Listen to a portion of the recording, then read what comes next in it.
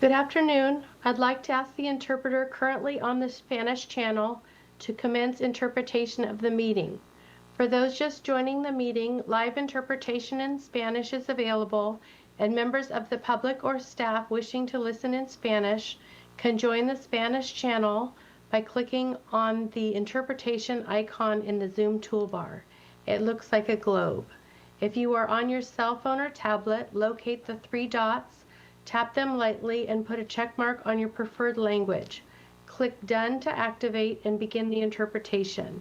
Once you join the Spanish channel, we recommend you shut off the main audio so you only hear the Spanish interpretation. Isidro, will you please restate this in Spanish? Sí, buenas tardes. La reunión de hoy va a tener interpretación simultánea en español.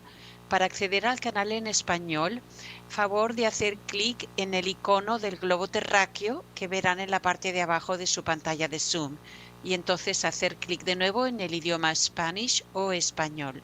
Si ustedes están en una tableta o en un teléfono móvil, localicen los tres puntitos que suelen estar en la parte inferior o superior derecha de su pantalla de Zoom. Hagan clic allí y van a ver entonces la opción de interpretación, otro clic y escoger el idioma Spanish o español. No se olviden de hacer clic en Done o Listo cuando hayan terminado. Les aconsejamos que una vez estén en el canal en español, cierren el audio del canal principal para escuchar esta reunión únicamente en español. Muchas gracias. Back to you.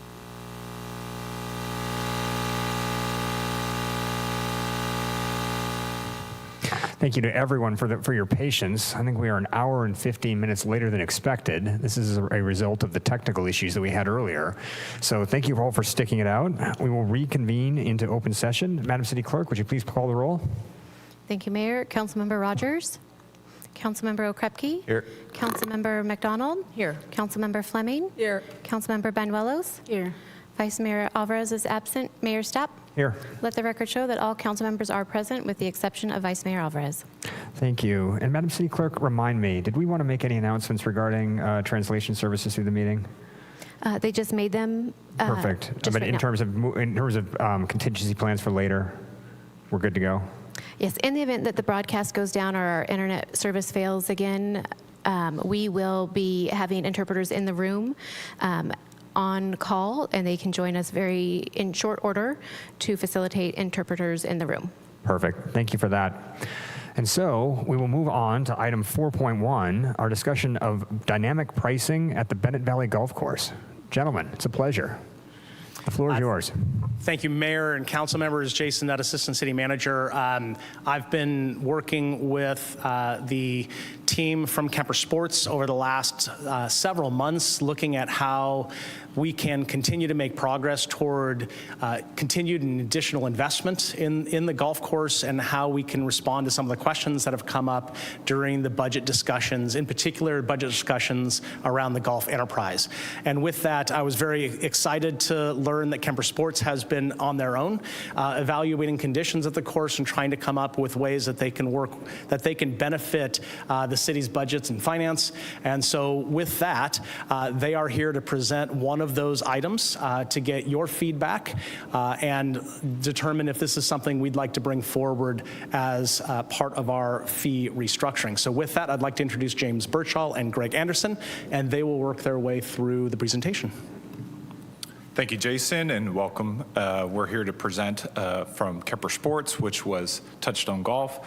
Just as a little information, Touchstone Golf was purchased by Kemper Sports earlier this year. We've merged together and now have a real dynamic team. Our team is still in place with Mark Luthman, who was the president of Touchstone Golf, is now the executive vice president under the golf division of Kemper Sports. In my role as vice president of operations, I still oversee the Touchstone Golf portfolio, but also now have the support from Kemper Sports as an operation. So we're really excited to share with you the new true demand system that Kemper Sports has introduced for Bennett Valley and how it will help financially the golf course do a little bit better.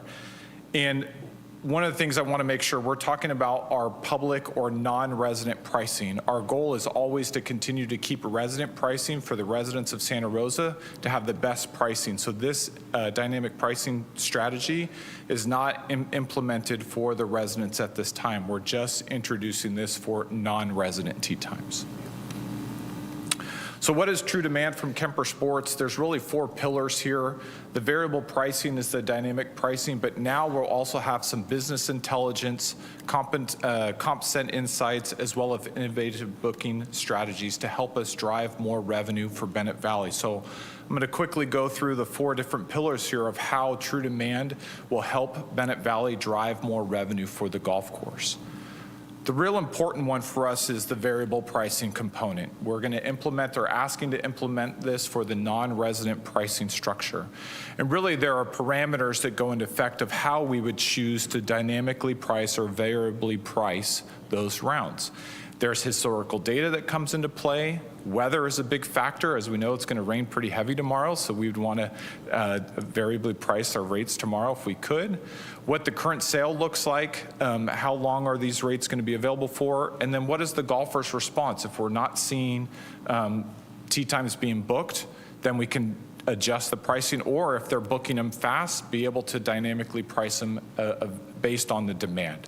So these are the kind of 5 pillars or parameters of what variable pricing can do for the golfers, again, the non-resident golfers for Bennett Valley. This is a case study that we've done at different golf courses. At this facility, back in 2023 and 24, we implemented dynamic pricing, and we saw weather impacting rounds and playability. And at the top chart here, it says they did about 1,762 rounds. This is 4% less than their plan. But because at the bottom there, they were able to dynamically price where available and what made sense, they were able to increase revenues by 22% or almost over $31,000 because the demand was there and we were able to adjust based on what's going on in the market for the golf course. So even though rounds were down, we were able to grow revenue based on the demand for the golf course. So if it's high demand, we're able to charge more for those rounds of golf. And this is kind of just a big sample of what it would sort of look like when we start programming a calendar based on the time, the day, and a range of pricing per segment, as we would call it. So at 5 a.m. on a Monday, a rate could be $33, and then at 10, 29, and so on and so forth. But at each of these buckets, as you can call them, we would be able to put a range of pricing available based on demand, all the segments that we talked about from the variable pricing strategy. The other part that we've been able to do with Kemper Sports coming on board is really use their business intelligence suites from PriceSwing. And really now we're able to dive into every round of golf that's played at Bennett Valley. And as we're going to show in a minute, what we found with the public or non-resident tee times that happened over the last 9 months of this year and how we're making our suggestion going forward for a rate structure. But really now with this true demand system, we're able to take the data from customer segments, seasonality, booking times, and how many days in advance they're doing, what the heat map, as we say, what's their average fee per day, per time, so we can really analyze the tee sheet and the booking patterns of our golfers and be able to make intelligent decisions on our pricings going forward. And then finally, the comp set insight is a really dynamic tool that's proprietary to Kemper Sports that they utilize through their true demand. And what we can do with this is look at our competitive set. What is Roanoke Park and Foxtail charging? What is Windsor charging? And start to see by day how many tee times are available at their golf course compared to our golf course. And the system will be able to help us make a decision on how are we priced compared to our competitive set. Everyone got excited. The light turned on. Is that a thing?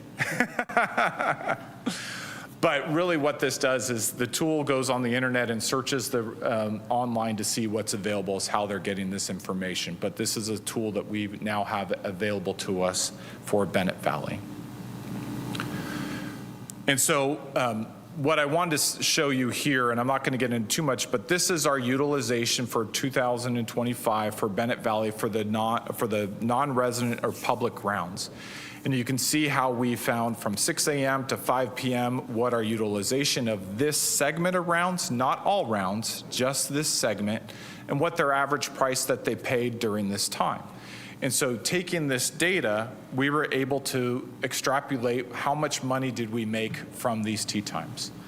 And so from January to September of this year, we had 8,000 public rounds booked at an average rate of about $52. And again, when I say public, I mean non-resident.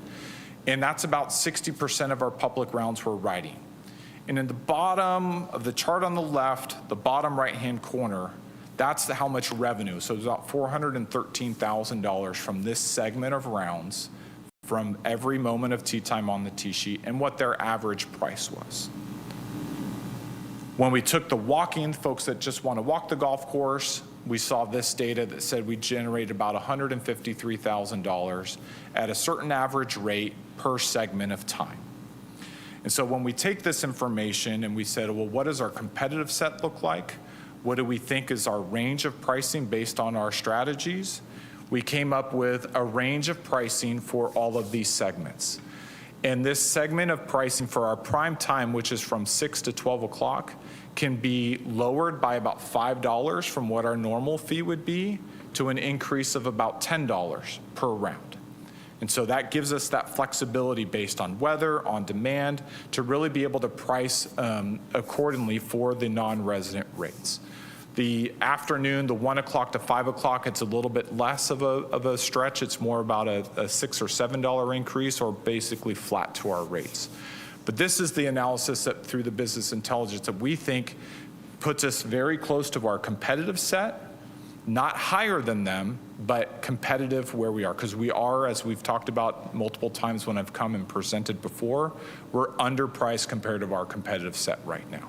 So this gets us a flexibility. We don't have to be the highest, but we don't have to be the lowest either, but gives us that flexibility to be competitive.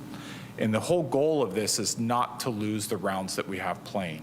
If we were to just set our prices $10 higher all the way across the board, people would say that's too much of a price increase and would start probably not booking our tee times as rapidly as we want. So our goal is to not lose the rounds, but be able to price accordingly.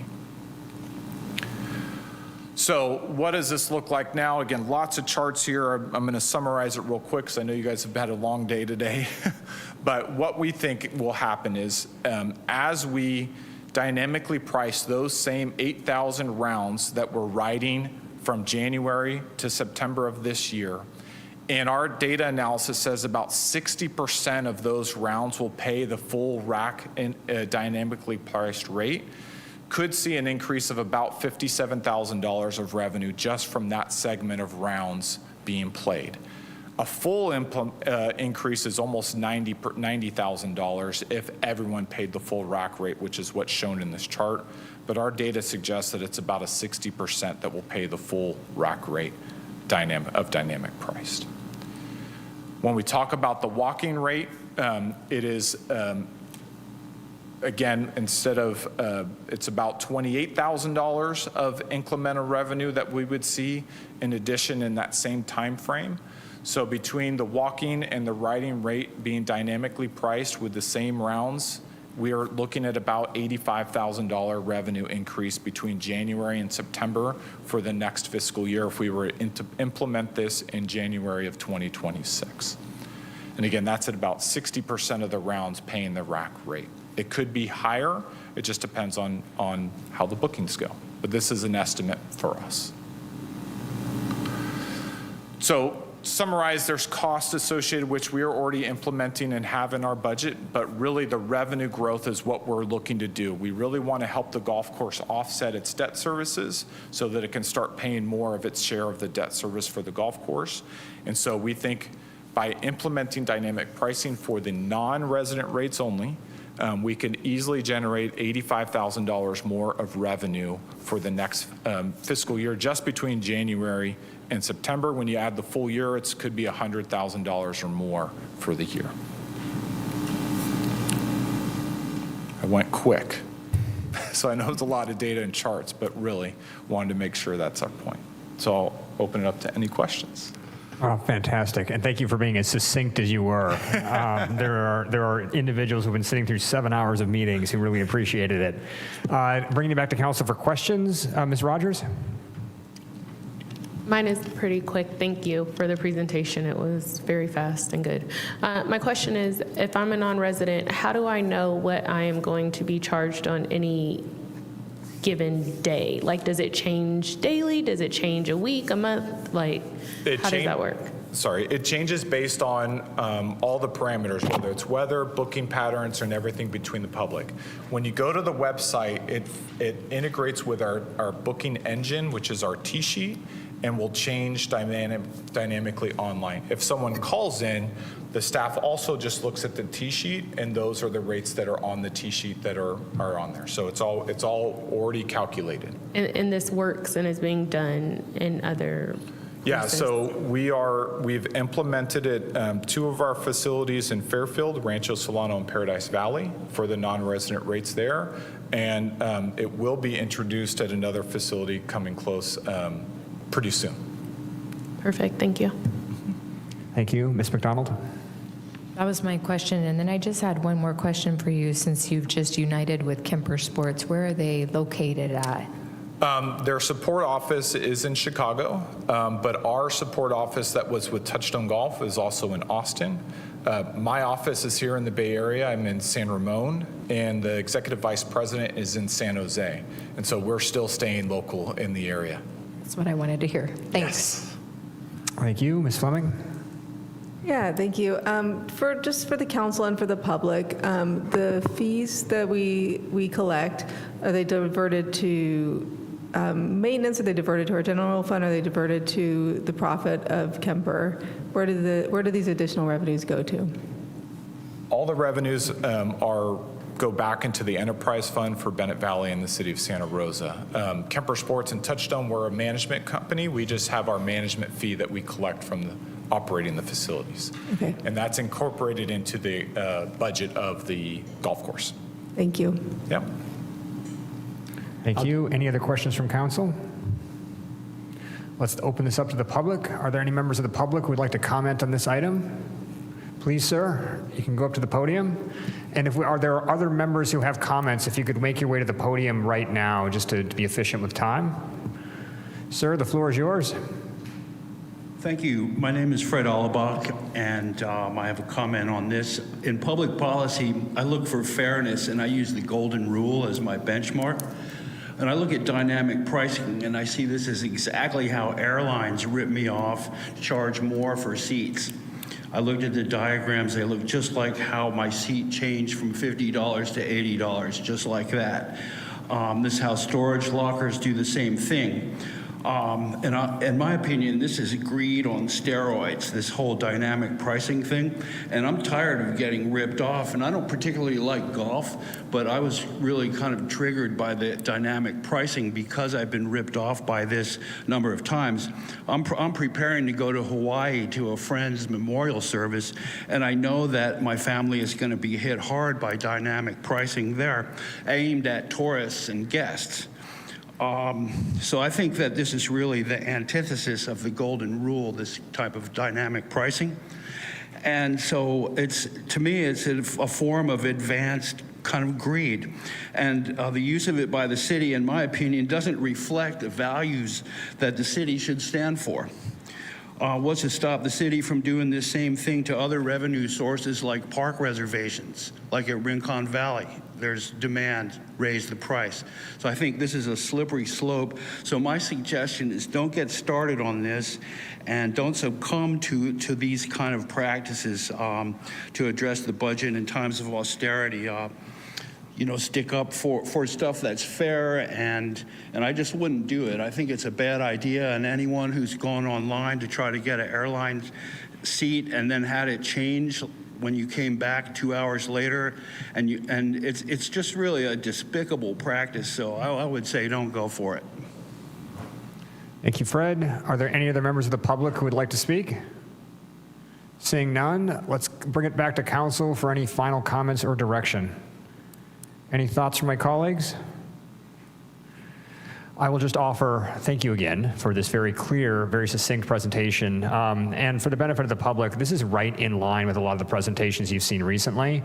The city is looking at all of the fees that it charges, whether it's for our park services, for our recreation services, for our parking services downtown. I think everyone is aware of the headwinds that are facing our budget, and so we are doing due diligence across the board.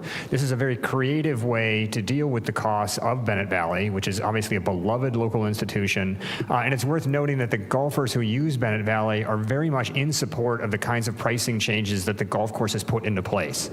So the people who use that amenity are very supportive of this because they see the way that it protects the golf course for current residents and for future generations. Thank you for being as creative as you have been. Clearly you have the support of council here. No further direction. Please keep doing what you're doing, and thank you for your attention to the city's bottom line. Thank you very much. One other item real quick is Greg would highlight on, but I'll speak for him. We're getting into the holiday seasons coming up. We have our tinsel takeover happening at the restaurant at Iron and Vine at the golf course again this year. Please come by after, when are we starting, Greg? It's starting in the first week of December. Yeah, and it's just You'll all be invited to a reception that we'll have there the first week. Yeah, so please come by and see. It was an amazing thing that we did last year, and we're excited to host it again this year. The Tinsel Takeover at Iron and Vine. Wonderful. Thanks for the invitation. And thank you again for the presentation today. All right, we will move on then to a report, if any, from our closed sessions. Madam City Attorney. Thank you, Mayor Stapp. There were no reportable actions taken in closed session today. Thank you. We'll move on to item 8.1, our Community Empowerment Plan update. Ms. Horta is making her way down. She's been doing double duty today. When we had our technical issues earlier, Ms. Horta was one of 2 city staff who graciously volunteered to come in so that we could get our meeting started. Thank you for all the extra effort, Anna, on top of everything you do for our community engagement team. My pleasure. Good afternoon, Mayor, Vice Mayor, and City Council. I'm Ana Horta, Community Engagement Manager with the Communications and Intergovernmental Relations Office, and I will be presenting the Community Empowerment Plan update for the month of November. On November 6, join Mayor Stapp, Councilmember McDonald, and Community Advisory Board members Dalton and Rodriguez for the second and third community meeting. The meeting will be held at Montgomery High School, 1250 Hammond Drive, School Cafeteria, starting at 6:30 p.m. Again, this is District 2 and 3rd community meeting held at Montgomery High School, 1250 Hammond Drive, School Cafeteria.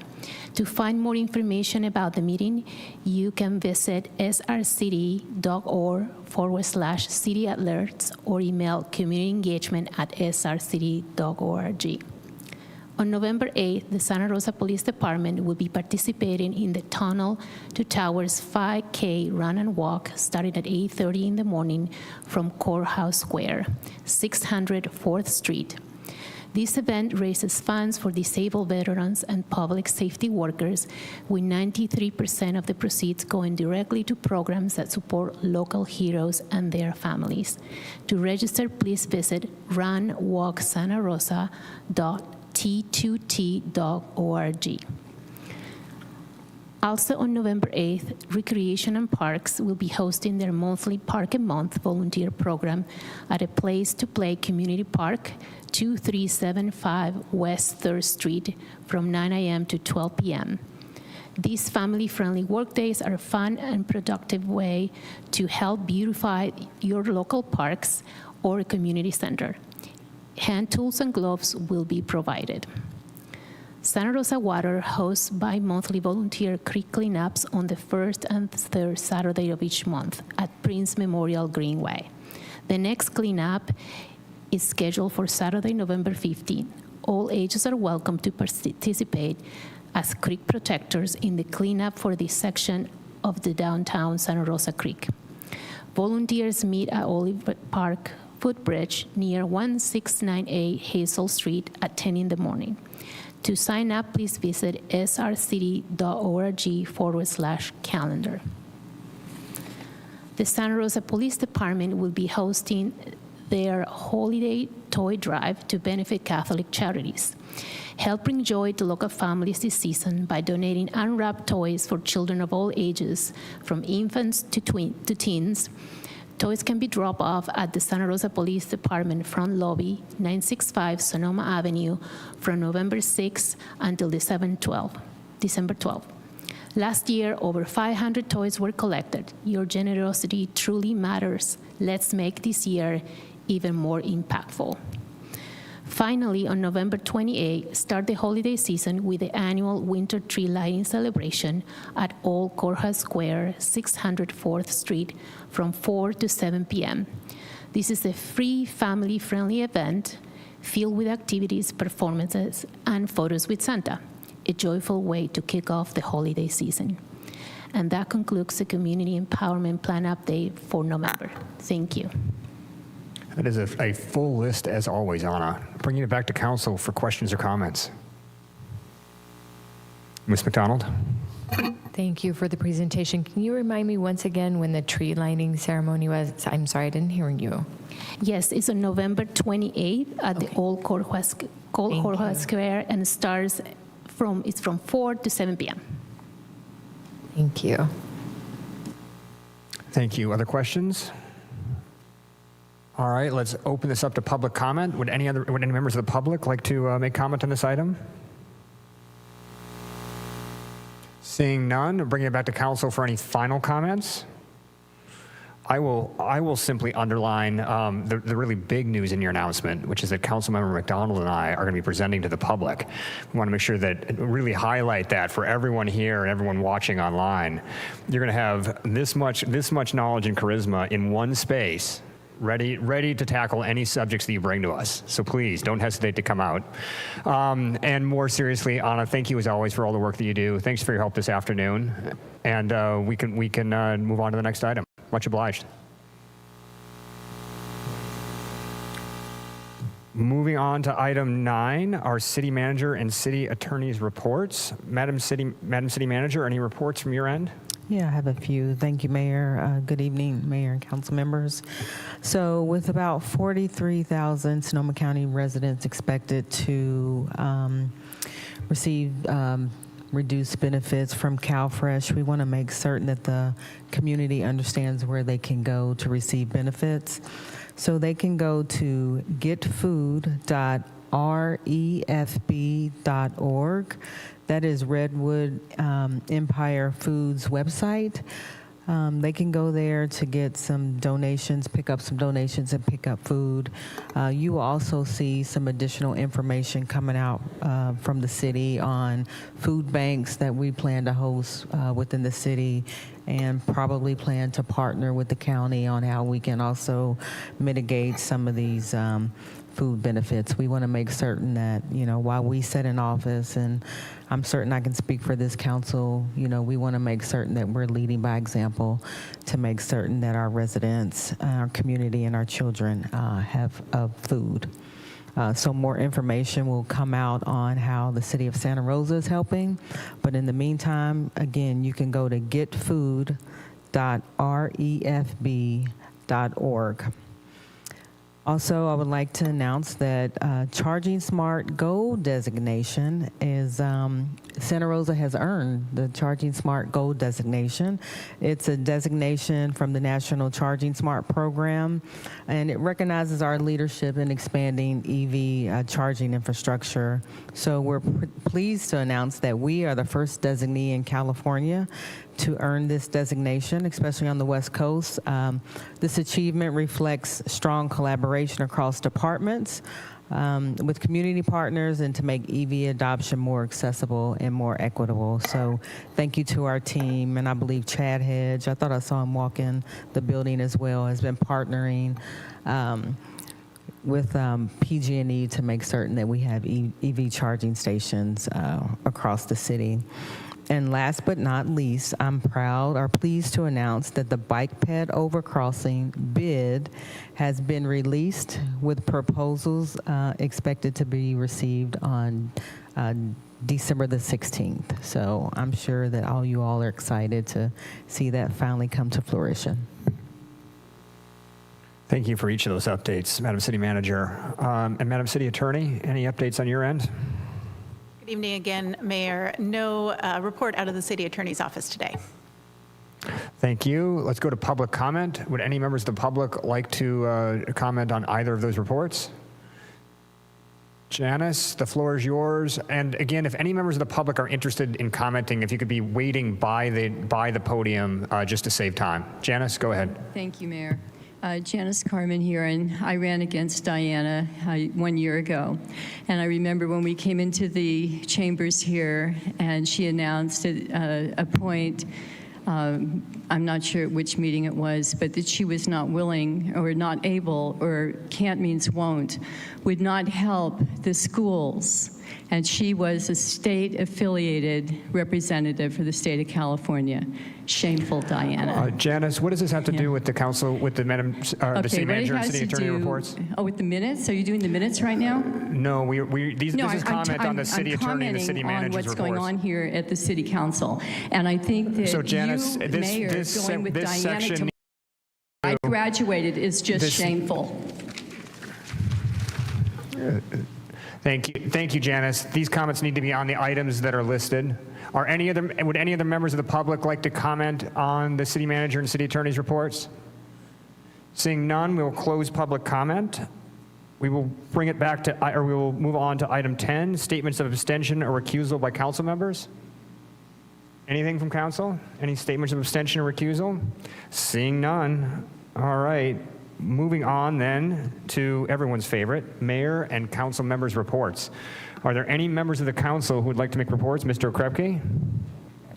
Thank you, Mr. Mayor. Just one thing real quick. Last week, the Public Safety Subcommittee met and had a few discussions, including the Measure H implementation plan from the fire department, as well as a report out from the police department on the use, or more accurately, the misuse of e-bikes and e-motorcycles throughout our community, which has been a rising concern, especially amongst people around schools and with those of young teenagers. So hopefully something more comprehensive will come before this body in the future, but but until then, I want to ensure that the public knows we are aware of some of these issues and are doing what we can to address it through education. Thank you. Ms. Rogers? Thank you. I'll make it quick. Two things. One thing was I definitely enjoyed myself at the SRPD trunk or treat. That was a lot of fun. I got to pass out some candy with the mayor and see a ton of community members and a lot of participation from the department and other stakeholders we have in the community. And then the second thing is on 11/11 at 10:30, we will be celebrating our Veterans Day and honoring our veterans for all the work that they have done. So if you would like to come to City Hall down at the flagpole, we will be raising the flag in honor of our veterans and the sacrifices that they have made at 10:30 on November 11th. Thank you. Ms. Banuelos? Thank you, Mayor. I just had a couple things. I just wanted to report out for the Sonoma County Coalition on Homelessness that I thought would folks need to know about. The 2020 Continuum of Care Notice of Funding Opportunity, the NOFO, $4.2 million anticipated for Sonoma County. There's going to be some dramatic changes that are rumored in the upcoming NOFO, which may impact local permanent supportive housing projects. These changes include a shift in funding priorities from best practices such as housing first to transitional housing with conditions on sobriety and accepting services. Staff is going to be monitoring this closely, and I should say, the coalition is really concerned about this. The board received a presentation on the strategic plan and need to update the plan given the dynamic policy and funding environment. As a follow-up, the Department of Health Services Director Nolan Sullivan will provide the board with an overview of county-wide homeless services at the December meeting.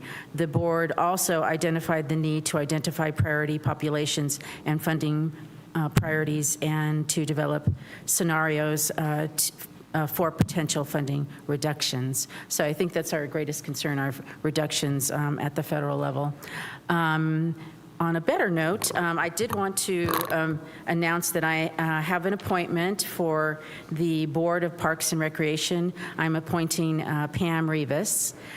She works for the Petaluma River Park Foundation, and so she has a great background in parks.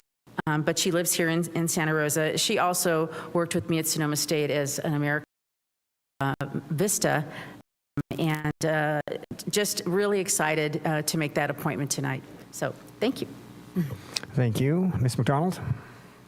Thank you, Mayor. I just need to report out that I attended an event for the Sonoma Family Meals on behalf of the city. It was called their Knife's Edge event. And unfortunately, although it was a very successful event, they really read to us some of the disparities that are happening in our community around food insecurity. So I was happy to hear what city manager said and what the county is going to be doing to help the 43,000, I think they said even up to 50,000 families are going to be impacted by the reduction in the SNAP benefits, as well as 13,000 potential families that will lose those benefits permanently. So congratulations to Sonoma Family Meals for their successful event. I was lucky enough to sit at a table with the parents of the young man who actually did the desserts.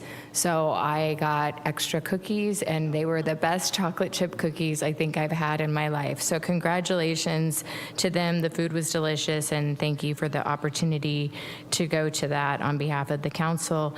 And I also attended the Trunk or Treat event, and my understanding it was the largest turnout that they've had in quite some time, but it just continues to grow. So thank you to all the different community members that participated. They had rows of treats for kids and families in a safe atmosphere from cars and everything else. So I appreciate for everybody who had gone to that and also who had participated. Thank you. Three quick items from me. Last week, the Long-Term Finance and Budget Subcommittee met, and so Ms. Banuelos and Mr. Krepke and I, we received a first of all report from our IT team around the IT budget and projects, and then a more general report on revenues and expenses for the city, and then also a fairly extensive dive into CalPERS expenses, or CalPERS costs, rather. That meeting is available online. There was also a meeting of the Santa Rosa Plain Groundwater Sustainability Agency. For those of you who like discussions about bylaws, this was the meeting for you. There were also some updates regarding some of the GSA plans, but bylaws were the name of the game. And then finally, there was a meeting of the Water Advisory Committee on Monday. I filled in for Ms. Rogers, and we elected a new chair and vice chair. I got an update on the Eel River Potter Valley Dam project, which is obviously a high priority in the area, and then some general updates. So that concludes my report. We'll go to public comment. Any members of the public wish to comment on any of the mayor's or council members' reports? Peter, I see you at the podium. You want to go ahead? Peter Alexander. Common sense and spiritual courage. Are we joking? Food insecurity in the home county of Luther Burbank? For decades, not just me, but others have said we need to do a huge, massive garden greenhouse programs, and we're looking about food insecurity. Jiminy crickets, we're not in Alaska or New York. And I mentioned about the veterans. Did our American veterans put their lives on the line? And how many gave their lives? For what? To become a nation on their knees, to usurious bankers, anti-U.S. Constitution, United Nations, and their bar-lawyerly minions. And if you don't know what bar means, that's the British Attorney Registry. Political will gladly follow the people's will. And there isn't anybody within the sound of my voice, unless you're a wealthy lawyer and banker, that doesn't have 5 reasons to strike the system into submission. It would free the U.S. Constitution. It would free law enforcement to serve the U.S. Constitution, not the corporates. And it would free people like in front of you to not be encumbered by a bunch of unseen strings from the United Nations and their bar lawyerly minions. And they could do a much better job, and I'm sure they would appreciate it. The homeless, $24 billion disappeared. Consider looking this up. Educateyourself.org. Educateyourself.org. Go to concentration camps. They were called Rex 84 camps. Now they're known as FEMA concentration camps. And since 2007, over 20 million have entered those camps not to be returned. You can't find this anywhere, but yet it's true. Ted Gunderson of the FBI, my old friend, he put this information out 20, 30 years ago. This is nothing new. What is the power that we have? I mean, a lot of us feel like, what can we do?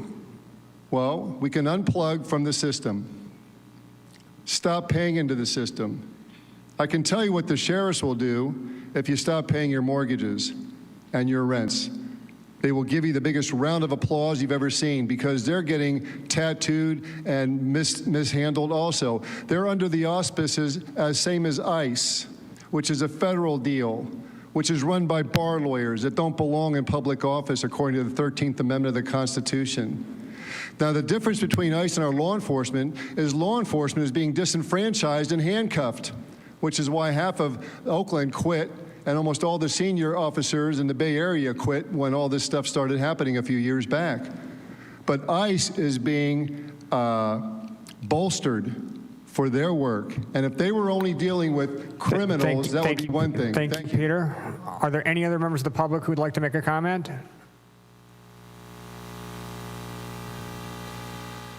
Janice, go ahead.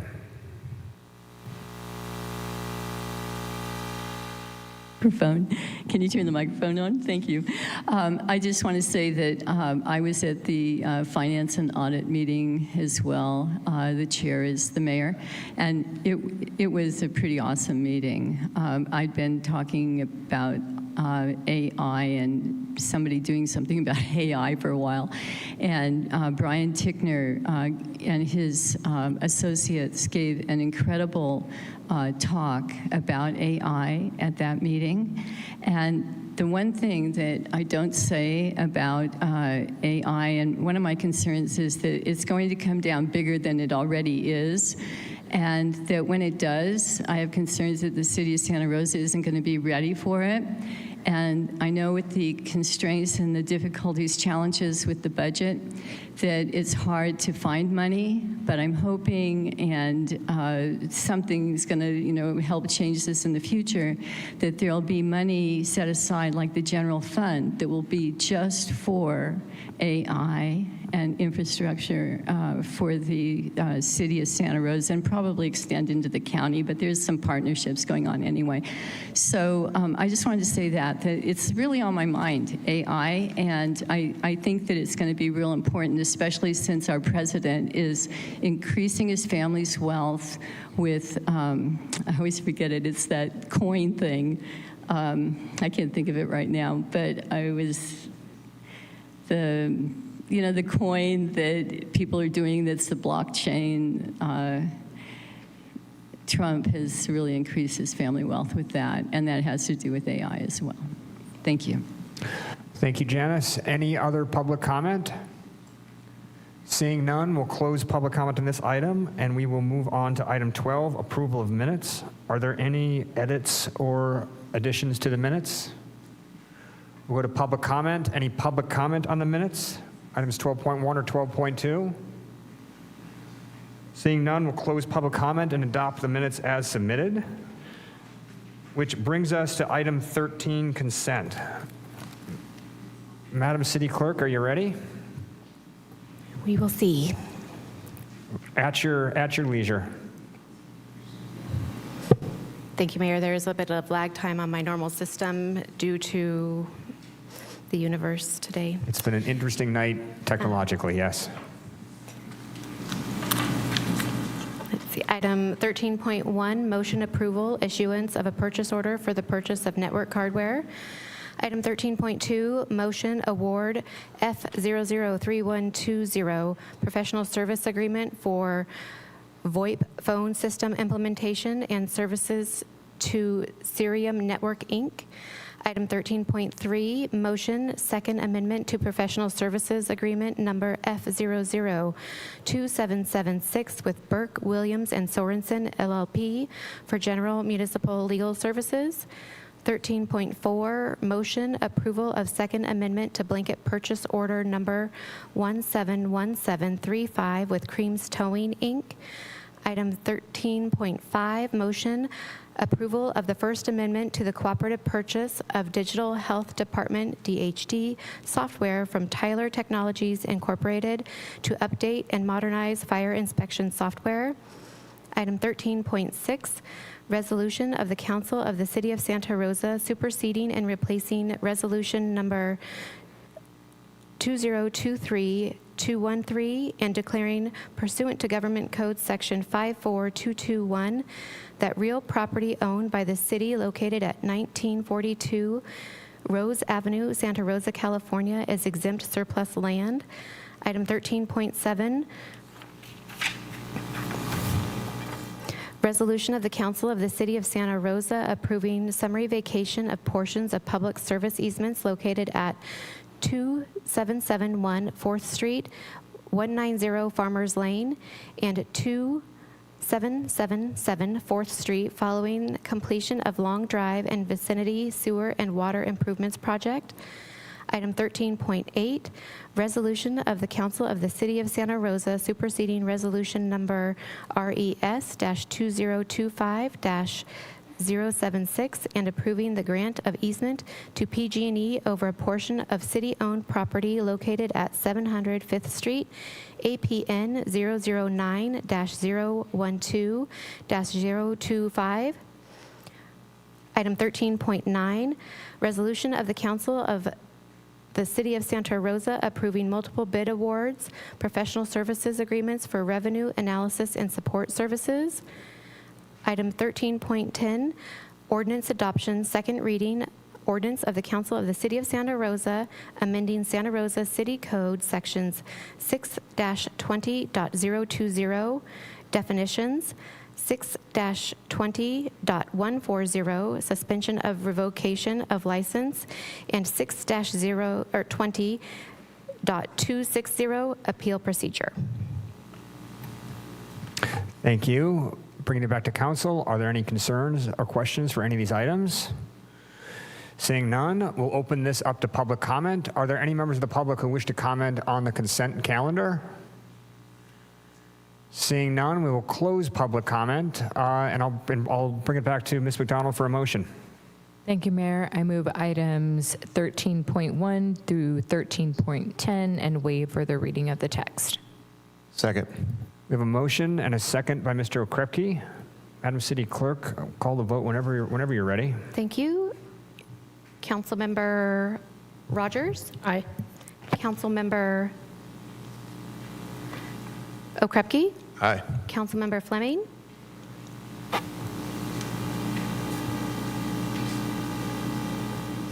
Councilmember Benuelos? Yes. Councilmember McDonald? Aye. Mayor Stepp? Yes. Let the record show this passes with 5 affirmative votes with Councilmember Fleming absent and Vice Mayor Alvarez absent. Thank you very much. All right, so I note the time is 5:03, and I just wanted to take a pause and reflect on the fact that this body has been meeting now for more than 7.5 straight hours, and in spite of a 75-minute delay because of technology, we've arrived at our first public comment on non-agenda matters only 3 minutes late. This is a cause for celebration. Thank you. Yes, thank you, everyone. You were here to witness this. And with that, we're going to open this up to, we're going to open up the public comment on non-agenda matters. So this is the chance for the public, with particular reference to the students who are here, to comment on any items not listed on the agenda. And we know that many of you are here for our general plan discussion, but this is for items not listed on the agenda. Are there any members of the public who wish to speak? Peter, are you interested in speaking? Yes. We'll start with you, and if any other members, and I'm challenging the students, make your way to the podium so we can get through this efficiently. Peter, go ahead. Thank you, Mayor. I didn't get a chance to finish before. The $24 billion that disappeared for the homeless was, I have every reason to believe, was spent in incarcerating and transporting hundreds of thousands of our homeless to FEMA camps and paying the FEMA camps to do that. That's where the $24 billion went. I don't know if you know this, but I'm part of a very famous gang, the Peanuts Gang, but I have affiliations with others, including the CSPOA, the Constitutional Sheriff's Peace Officers Association, half of which are veterans. I also have connections to the Hells Angels. They're patriotic, constitutionalist-minded. Half of them are veterans. And Green Beret surgeon Dr. Jeffrey McDonald is now still in prison after 54 years for blowing the whistle on Bush's heroin, the same Bush that had John F. Kennedy executed. This anti-U.S. Constitutional Bar Association, the British Attorney Registry, conveys nobility titles on their Lang lawyers, making them esquires. They're not supposed to be in public office, and yet they dominate the House and the Senate and most political positions. This is not right. It is not good. The Black Panthers and American Indian movement were started by two Air Force veterans, Dennis Banks and Big Man Elbert. Most all car clubs and motorcycle clubs have a serious percentage of vets, all who took the oath to the California and United States Constitution. California veterans, arise, united. You're invited to the West Oakland BART beginning tomorrow, November 5th. Remember, November 5th, 11 a.m. begins the 40-day strike to claim this country back. Aside from a small percentage of notable exceptions, from the Bar Association is a criminal enterprise by suits who never work except with each other to usurp the medical marijuana arena, the immigration, the homeless, the DMV arena, and the insurance skimming. Veterans, arise as one. To all the green growers in the green growers game, all farm workers, homeless, and their advocates, all veterans, join us, because the only true vote you have is to put our bodies on the line. No violence is being requested or required, but to unplug the system, knowing we are the most powerful people in the most powerful state. To the betrayed, this being our veterans and long-suffering truckers and labor, without compromise, arise. So to law enforcement, join with the CSPOA now. To the lost, forgotten, and broken, take this to heart as spoken. You being the slaughterhouse-bound crying animals, the homeless and the long incarcerated, to you I say, breathe deeply and pray with authority and grace. Self-governance is our birthright, self-endowed through Christ consciousness. Thank you, Peter. Thank you, Peter. All right, Nate, thank you for your patience. We're over to you. Hi. How you doing? My name's Nate Coogan. I have been a Santa Rosa resident for most of my life. I have been in the professional world here, owning businesses and whatnot, been an entrepreneur for, probably 25 plus years. Most recently, I've been a commercial real estate advisor here in town. The reason I'm talking to you guys today is because of the Measure EE, the general business tax. There's been some amendments in there that I got a letter in the mail for a request for compliance for a small office condo unit that I have very difficultly been trying to make sense of an actual investment in my own time. I have been able to rent it out here and there. After COVID, it's just been crazy after the office exodus. But to make a long story short, there is an error in the between the code and what is on the FAQ for the City of Santa Rosa code. And so the code reads, any rental of residential property, a person shall be considered to be in the business of renting residential if they rent for consideration for more than 3 dwelling units, blah, blah, blah. Anyways, the old code, which is in the FAQ, reads owners of any commercial rental property or residential property renting more than 3 units are required to pay business tax upon gross receipts, So the guys like me that have one single unit, it's a commercial unit, now I got to pay $200 on revenue of almost nothing after mortgages and whatnot, expenses and what have you. The next tier up of gross receipts is taxed at 0.001. The lowest tier, which I would fall into, is taxed at 0.01. So I have to pay $200 for $20,000 in gross receipts.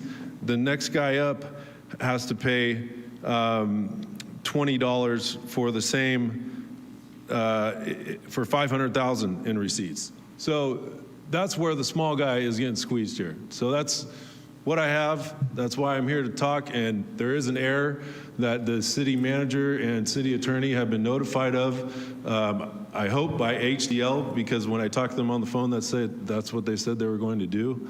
That's the third-party compliance group that is, watchdogging this thing. And they said that I was found by their discovery department, which is really funny, because if you guys are out there trying to discover guys like me spending money on because I put a sign out on the lawn. Thank you, Nate. I think the time has expired. Our technology system is not operating quite correctly tonight.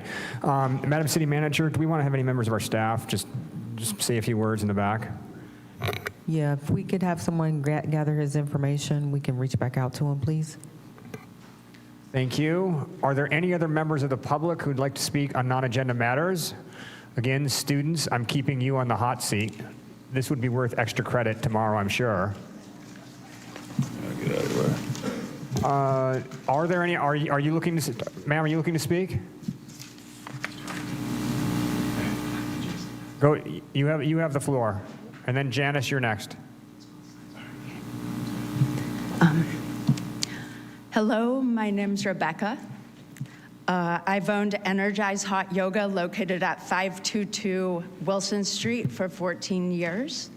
Starting on October 1st, 2025, 7th and Wilson Street area has been greatly impacted in a negative way by a large influx of homeless and transient people. With Redwood Gospel Mission and other Catholic charities services close by, this small area was already overly impacted by homeless and transient people. The reopening of St. Vincent's Dining Hall, 610 Wilson Street in District 5, has tipped the scale too far towards over-impact. Not enough security, communication, accountability, cleanup service has been put into place to support this additional homeless meal service. 6th, 7th, 8th, and Wilson is already overly impacted by homeless and transient people hanging out. I have not seen the security measures, cleanup crews, communication, accountability put forth to actually make this work in a sustainable, healthy manner for neighbors, customers, tourists, police, business owners, etc., to feel safe and secure. Before St. Vincent's reopening, the area was already overly impacted with not enough security measures. The scale has tipped too far one way, and it's not good. I'd like to know where City Council is coming out onto the street and talking with neighbors, business owners, and actually paying attention to what's going on. Thank you. Thank you very much. Janice? Janice Carmen, and I have a issue that's going on, and that is that it hasn't been resolved in any way, and that is that there was clear cutting of a property across the street or near me that was not permitted at all. There was nothing to allow this. And I watched a beautiful old forest disappear while I was calling the city, and so were my neighbors, calling the county, showing up at both, and nobody did anything. And then I later have a violation that's been filed against me. And what has happened, and I did take forestry in another state, I've claimed this before, the concrete where the trees, the machine was pulling the trees out by the roots and pulling them over the fence. The concrete and the asphalt in the street has collapsed because there's nothing to support it anymore. And my driveway is all cracked up, it's messed up. My next door neighbors is the same way.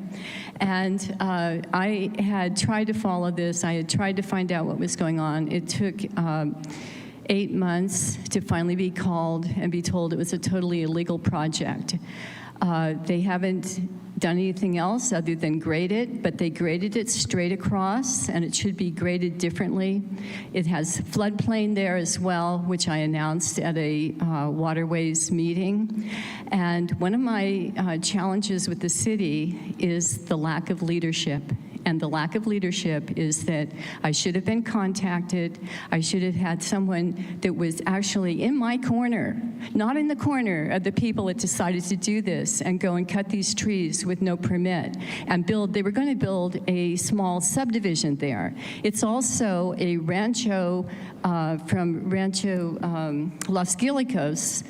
Originally, it's Miwok country, and there are lots of springs and creeks underneath this floodplain. So this is a real problem, and at this point, I have a violation against me, and I've lived in my house for over 40 years, so I should be grandfathered in for anything that you try to say that I've made a violation in this case. Thank you.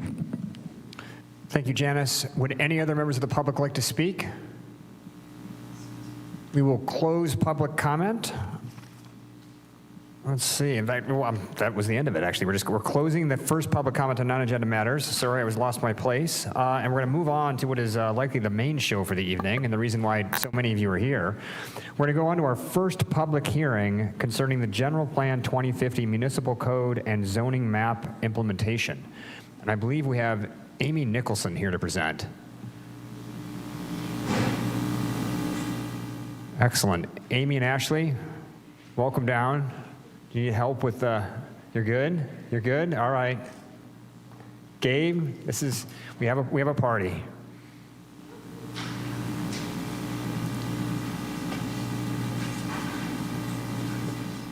Welcome to all of you.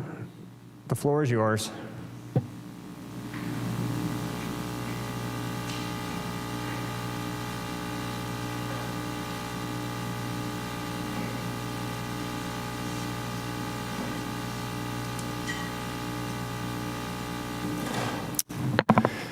Good evening, Mayor and members of the Council. Gabe Osborne, Director of Planning and Economic Development. And joining me today is Assistant City Attorney Ashley Crocker and Amy Nicholson, Supervising Planner in our Advanced Planning section. Before I hand the presentation over to Amy, I'd like to just give a brief overview of today's action. This is our implementation package for our 2050 General Plan, which was adopted by the Council earlier this year. So this action really is amending the zoning code in various code sections for consistency with the general plan. It also includes a really interesting component for our housing strategy, which is our missing middle. Missing middle actually focuses on housing types that often don't exist in communities. We have built a lot of multifamily units, a lot of single family units, duplexes, triplexes, fourplexes. Those units that were fairly popular many years ago aren't as popular these days. And when we look at our overall housing strategy, which we'll expose more to this in the council in calendar year 2026, we really want to focus on problem statements in the community. And many of those are, I can't afford to buy a home, or I can't afford to rent a home. And if we start at that level and we align our policies around strategies to solve those problems, it'll generate an overall housing strategy. And that's really our goal in the coming years, and working with our internal partners and housing and community services to create a solid, comprehensive housing strategy.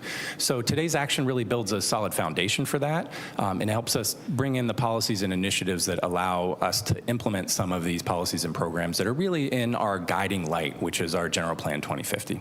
So with that, I'll hand it over to Amy Nicholson, and she will take us through the presentation.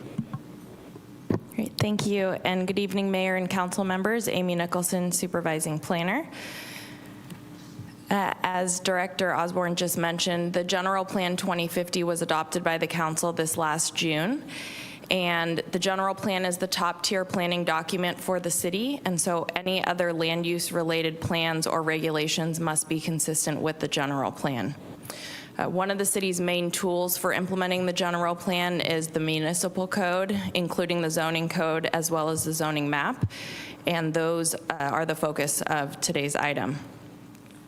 I'm going to very briefly walk through these text amendments. There are amendments to 4 titles of the municipal code. One is to Title 19. This is a chapter that regulates park and recreation, dedication, and improvements. And there are a number of amendments proposed to this chapter to implement the vision of parks in the city's general plan. There is also a proposal to remove what's called the Growth Management Ordinance from the municipal code. This is because the city's current general plan no longer includes a growth management element, and that was removed due to conflicts that this presented with the city achieving its local goals as well as achieving state mandates. This slide reflects several general plan actions that are proposed to be integrated into the zoning code. One that I would call out here is the streamlining for electric vehicle charging equipment, and this would be allowed as an accessory use on a developed site as well as a primary use. This slide shows just a sample of amendments required to the zoning code to just clarify some components in order to implement our general plan. And an example here that I would call to your attention is the redefinition of multifamily. Instead of it being defined as a structure, it would be defined as the use of a parcel, which would allow for more properties to achieve the general plan density and develop in a manner of property owners choosing.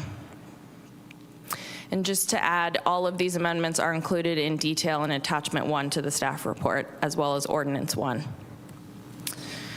So moving on to Ordinance 2, this is an ordinance that includes just over 2,000, well, it's about almost 2,100 properties. This slide should be revised to show 2,089 properties, which would be rezoned to be consistent with the underlying general plan land use. And so this graphic here depicts the general plan land use diagram, which sets a land use for every parcel within the city, and then also expresses the intensity of that land use on that parcel. The California Government Code requires that zoning implement the general plan land use, and as a part of this effort, staff went through every property within the city to determine if the zoning was consistent with the general plan, and in this case found just over 2,000 properties where that was not the case. And so the ordinance before you includes those properties with a change in base zoning that would implement the general plan land use. This was a topic that was discussed pretty extensively at the Planning Commission meeting last month. There were some concerns raised by residents where the zoning change would be a significant one. So this is a neighborhood just east of Memorial Hospital on Parker Drive, where the general plan envisioned office, and that was a land use that was established at least 20 or 30 years ago, but the zoning was for single-family residential, and the whole neighborhood is developed with detached single-family homes. And so following that meeting, the Planning Commission recommended that the council consider a general plan land use amendment for these sites, or directing staff to do that work. And so staff subsequently removed those properties from the ordinance. So Ordinance 2 does not include the rezoning for any of those properties along Parker Drive. Now I will discuss missing middle housing. So these regulations are proposed in Ordinance 1, and they're relatively lengthy because they include a lot of development and design standards. And then the properties proposed to include missing middle housing are shown in Ordinance 3.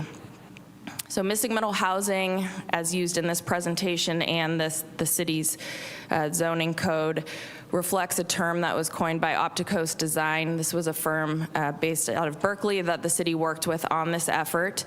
And missing middle housing is defined as house-scale buildings that include multiple units in walkable neighborhoods. So the term middle does not refer to any affordability level. This slide here shows some local examples of missing middle housing. All but the lower right are examples within Santa Rosa, many of which are within our preservation districts. And the lower right example is a recently completed project up in Healdsburg. So as Director Osborne mentioned previously, we know missing middle housing was constructed very commonly in the earlier part of the 20th century, but it has not continued. And so part of staff's interest in working on this initiative was to help address the needs that many of our residents have in having smaller homes that are still in walkable areas. So another benefit of missing middle housing is that it addresses some of our changing demographics in our community with smaller households. So we started this effort by giving the consultant team some criteria for missing middle housing sites within the city. So this included looking at properties that were designated for medium density residential development, and then outside of the city's more hazard-prone areas, which are shown on the left part of this slide. Next, we looked at mapping walkable parts of Santa Rosa. So this includes commercial centers and areas where people can meet many of their daily needs by walking. And so that amounted to the parcel shown here on this slide. And just to kind of characterize the general locations, we're looking at areas on the periphery of the downtown, the junior college neighborhood, along Farmers Lane and Sebastopol Road, commercial shopping center in Bennett Valley, up on Marlow and Piner Road, as well as the Coddingtown Mall. And so just to speak a little to these colors, the purple reflects missing middle medium. These allow for slightly larger missing middle housing buildings, and I'll show a slide on that in just a moment. And then the shades of pink and red reflect missing middle small zones. I wanted to spend a moment just talking about missing middle housing in the city's preservation districts. It is proposed in 5 of the 8 preservation districts, and in these particular cases, any new development would be subject to what's called a landmark alteration permit, which is review by the city's Design Review and Preservation Board. These units would also be subject to any development standards that are required in our historic districts, which includes a height limit of 35 feet. So this slide shows a few examples of missing middle housing, small units. You can see 2 versions of duplex units, as well as cottage courts and 4-plex units. And the missing middle medium zone, so this is again just focused around Coddingtown Mall, would allow for slightly larger multiplexes, as well as courtyard buildings and longer runs of townhouse and live-work units. This slide shows an example of the regulations that are proposed to implement missing middle housing. So the example on the left is for a duplex unit. You can see there are a lot of details here, and this is really to ensure that the structures are designed in a scale that is really compatible with a lower intensity neighborhood. Another item to note is that parking is always required at the rear of the site, and this is to de-emphasize cars as a part of these developments. And another feature of missing middle housing is the requirement for sort of an interactive environment with the streetscape. And so each missing middle housing unit is required to develop some frontage type. The example shown on the slide here is of a stoop. So to summarize, missing middle housing would be integrated through 2 means. One is through adding a new section to the city's combining district portion of the zoning code. In this case, missing middle housing is an option, so there would be no requirement to construct missing middle housing. It does not change the legality of the existing development on the site. It's merely an option if a property owner elects, and then they would need to follow each of the standards that are listed within the zoning code. Ordinance 3, as I previously mentioned, is the changes to the zoning map. So this would allow missing middle on just 1,991 properties within the city. And just to speak a little bit to the process, we did present this to the Design Review and Preservation Board several months ago for its feedback. What we heard was general support of the proposal, as well as an encouragement for the city to allow for a more streamlined planning review process for these projects, given the extent of the development standards that are included within the code. I will reiterate, though, that any property within any of our preservation districts would still be subject to planning review through that landmark alteration permit. So this implementation package was noticed in a number of ways. This council meeting was noticed in the Press Democrat as required by law. We also did send mailed notices to property owners that would either be rezoned for general plan consistency or be included in the missing middle housing combining district. This notice was sent in advance of the Planning Commission meeting, so it was specific to the Planning Commission date, I want to clarify. So I have 2 slides here just summarizing the comments that we've received. For missing middle housing, because this was a project that we have been working on for a number of years, we actually had our first community meeting back in 2021. That was a general meeting, and so it wasn't noticed specifically to properties because we weren't sure which properties would be included in the initiative. But that was well attended. And then we also had a meeting in March of this year. That meeting was noticed directly to property owners, proposed to be included in this combining district. And we had great attendance for that meeting as well. Some of the comments that we heard were concerns about neighborhood impacts, including preservation districts specifically, and concerns that parking may be inadequate. We also heard support for the different housing opportunities that this would provide and encouragement for the city to broaden the scope of where it would be allowed. Staff did receive a number of comments for the properties proposed to be rezoned for general plan consistency. Many of these were general inquiries about how the use of the property may change and what the new requirements might be. And so many of those questions staff was able to answer. In most of these cases, the changes are quite negligible for properties.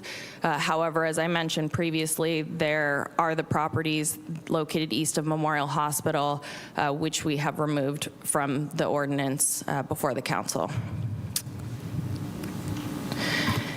This item has been reviewed in compliance with the California Environmental Quality Act, and the amendments before you were analyzed in the environmental impact report done for the General Plan 2050. And there's also a separate CEQA exemption which applies for properties being rezoned for consistency with the general plan.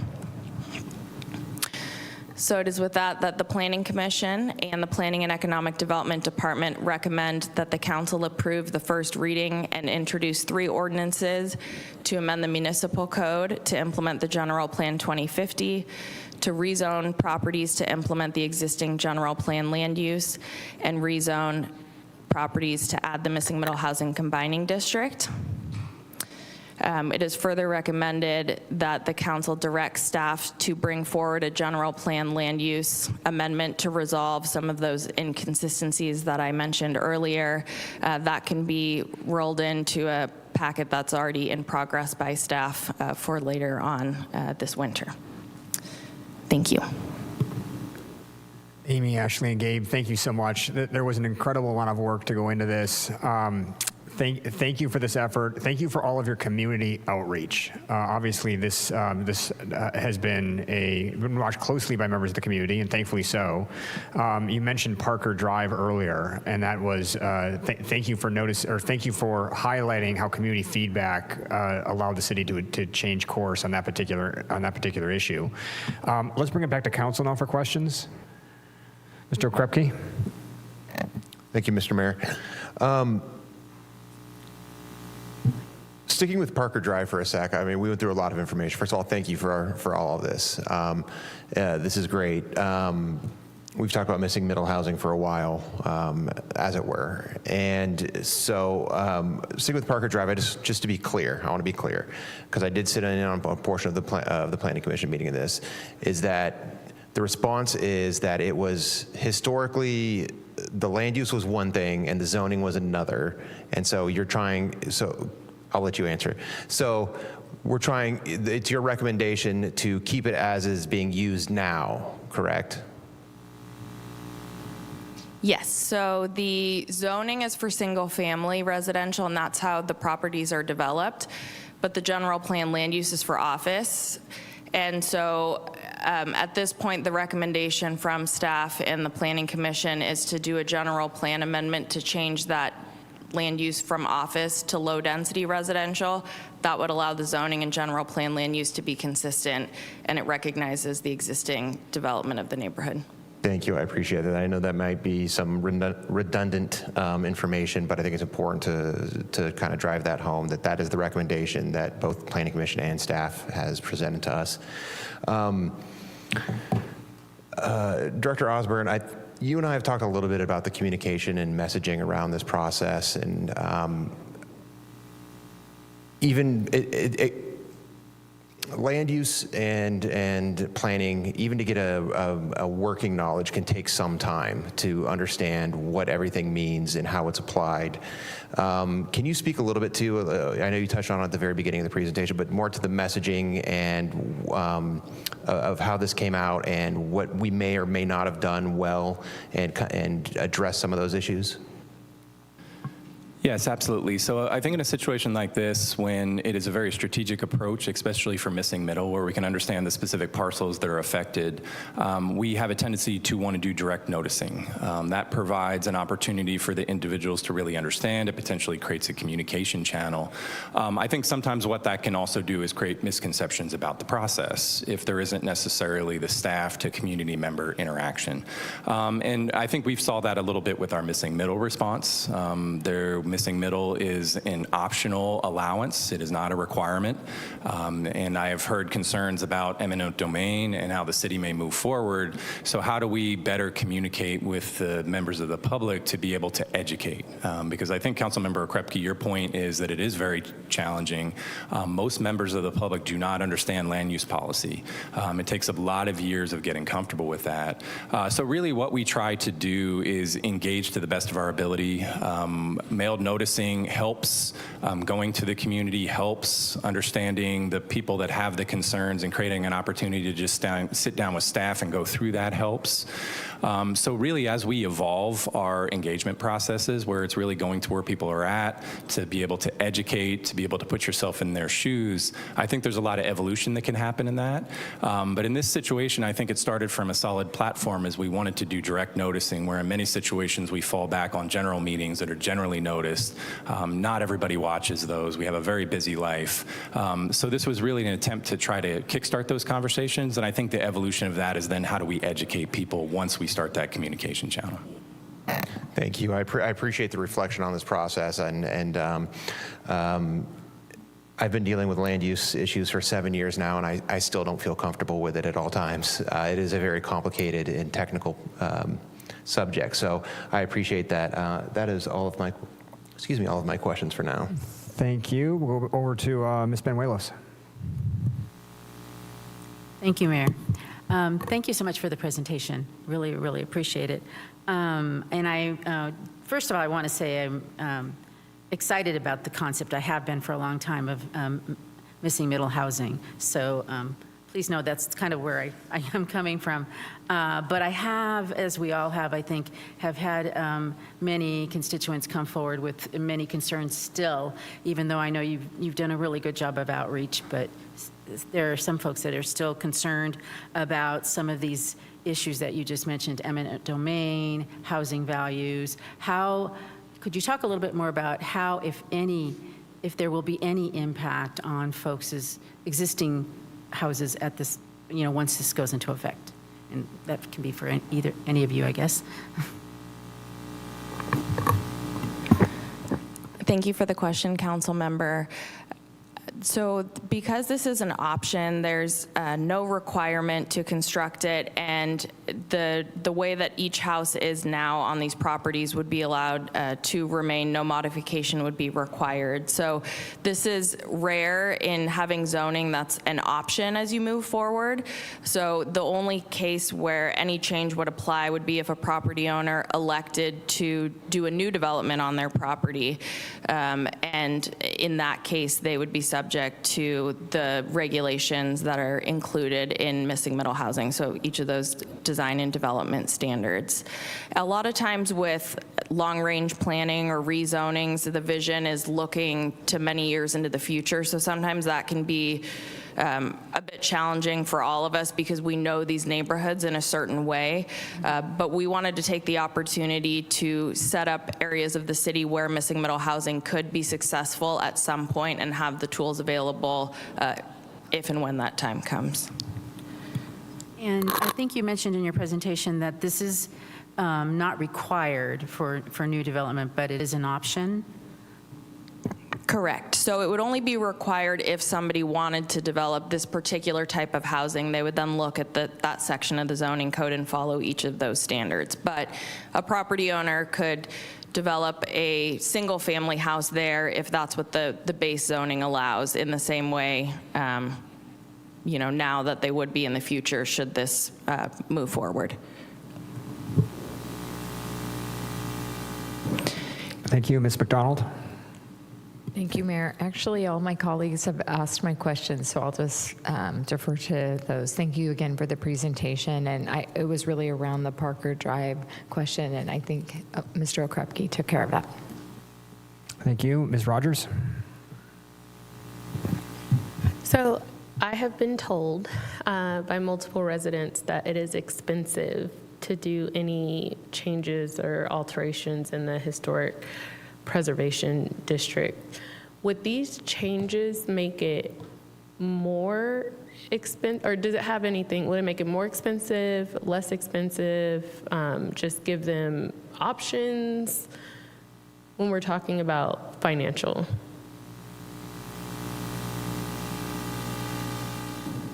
Thanks for the question, and I will do my best to address it. It may be fees, planning permit fees that people could be talking about. So we do have, and Director Osborne's really the better person to speak about the fee schedule, but we do have different fees for landmark alteration permits depending on the extent of the development, as well as if it's being proposed by a property owner, a homeowner, versus a developer. So there would be, depending on the project itself, it may be a higher fee than if it was just a homeowner that was building their own house.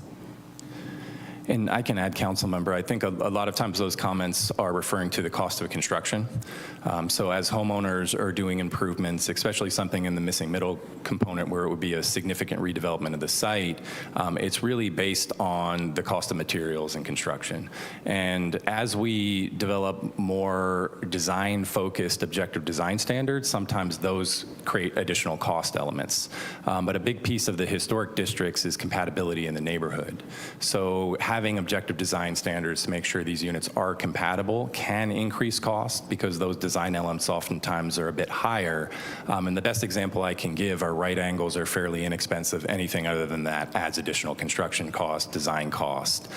So when we think about objective design standards, oftentimes we have to think about the cost of those because we can make wonderful objective design standards, but they can create a situation where they're cost prohibitive when it comes to development and we're not achieving really the units or ultimately what we're trying to do with that property. So I believe that's mostly what those comments refer to, and it is quite possible in historic districts, if not likely, that the cost of construction is higher based on the aesthetic requirements. Thank you for that. I think part of it was going to get it approved and not quite being ready for approval. So going back and you still have like your contractor and the architect and they're waiting and you're paying for them, and then you have to go back to get it approved again, and the time frame that it's taking, yet you have people that are on retainer. So it was a lot of back and forth, or people feel that it is a lot of back and forth and not very streamlined for them just to get the project completed and done. And I can see if someone feels that they are like doing multi-unit projects or something, they're helping, right? Because we need housing, so they're helping. But why is it so cumbersome for them to actually get projects done? Yeah, absolutely. I can address that. I think what we've evolved to with how codes and requirements for new development have evolved, there's a significant amount of time that goes into the development of a plan and the review of a plan. One of the things that we're attempting to do now is working closely with the development community on complete submittals to ensure that we're not going 3 reviews in a review cycle, to really shrink that down, because then it becomes predictability in the process. And it doesn't always feel like 6 months can be a lot, but it can in the construction industry, because you can lose a contractor. You can try to find another contractor, but it might be a difficult piece because it's higher in price, and all of a sudden you can't do it. So really, for us, it's working closely with the development community to understand it is a partnership, that to move applications forward in a very consistent and streamlined fashion, we need delivery of a product on the other end. So how do we work in partnership and in tandem to make that work? That is really a challenge with development, and that's what we're taking on right now, is to better understand how we can shrink that down, create transparency and predictability in the process to avoid those concerns and potential additional costs. Thank you. Ms. Fleming?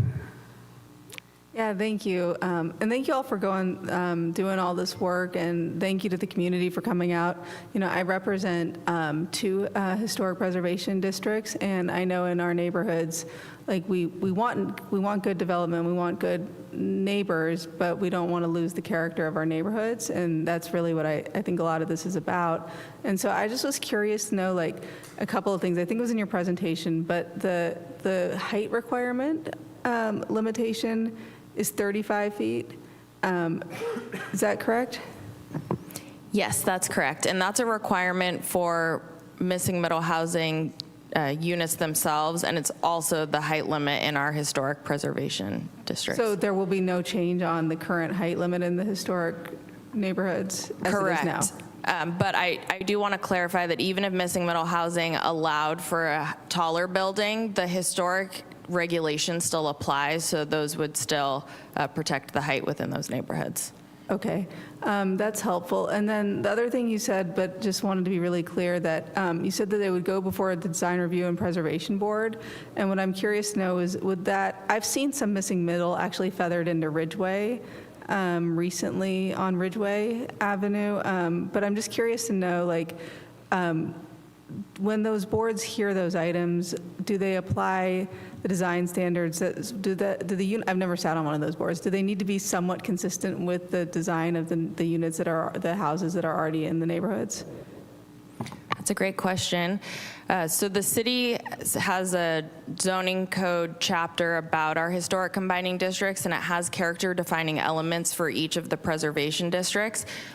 We also have design guidelines that relate to our preservation districts, and so part of the planning analysis that happens for landmark alteration permits is to look at the way that new development is designed, to look at materials, and to ensure that there's an element of compatibility for those new projects to integrate into those neighborhoods. Okay. Yeah, when I go around Cherry or Ridgeway or McDonald, like I don't see too many vacant lots. Would these units be placed on lots with existing houses? Like, I think overcrowding is a concern. Like, would they be on existing lots like ADUs, or would they be on undeveloped lots? How would that work?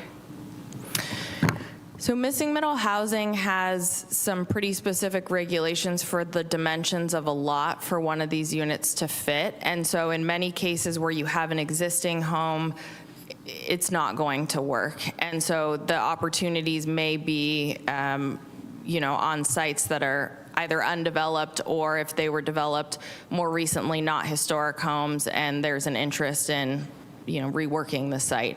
But because missing middle is very standard specific, it doesn't leave much wiggle room to overcrowd or anything like that. There's very specific lot dimensions in order to construct a new unit.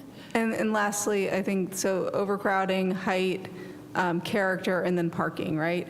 So you said there would be requirements for parking on these sites, or how does that work? Can you go over that again? Yes, so there are parking requirements based on the unit type, and so in some cases it's one space per unit. I would have to go through, but it depends on the unit type itself. But it's slightly reduced from what the zoning code requires for non-missing middle housing projects, because there is an emphasis on these being located in walkable neighborhoods, but there is still a parking requirement. Okay, and lastly, so 5 elements that I flagged as potentially concern for the neighborhoods is you said that there's a requirement for some sort of front-facing feature, like a stoop. That's a lovely idea. What are some of the other ways to satisfy that requirement?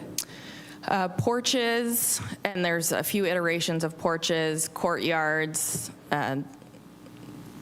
I think those are the 3 I can think of right now, but there's probably 6 or 7 examples, and some of them are a little more geared toward like a mixed-use type project, where it's more of a shop front, but that wouldn't be allowed in Ridgeway. It's like the more commercial parts of the city where this is proposed. Okay. Or is it mostly these requirements to try to encourage like interaction and community? Is that the purpose of it? Yes, so there's a big focus on neighborhood and street interaction, and the parking being sort of behind the scenes, behind the house. Okay, thank you. Sure. Thank you. And I think I'm simply going to reiterate the points that most of my colleagues had made. But just to be sure I'm understanding, it seems like there's 2 things being emphasized here today. One is the city, in very specific areas, which you have identified through painstaking labor, wants to open up the possibility, not the requirement, but the possibility of slightly higher density housing. Which will not be built via eminent domain. It's not required to build. There's not even necessarily a project in the works, but there's a theoretical possibility that on certain sites, slightly higher density housing might emerge at some point in the future. That's point 1. Point 2 is, if this housing were to emerge, it has to be neighborhood appropriate. That it's subject to the design review and historic preservation board requirements. There are additional requirements, including height requirements, that means that it has to be amenable to that neighborhood. It can't be a skyscraper dropped in the middle of a group of single-family homes. It has to be neighborhood appropriate, including things like parking, density, et cetera. Those are the 2 things that the city is attempting to emphasize with this very precise missing middle housing overlay. Is that accurate?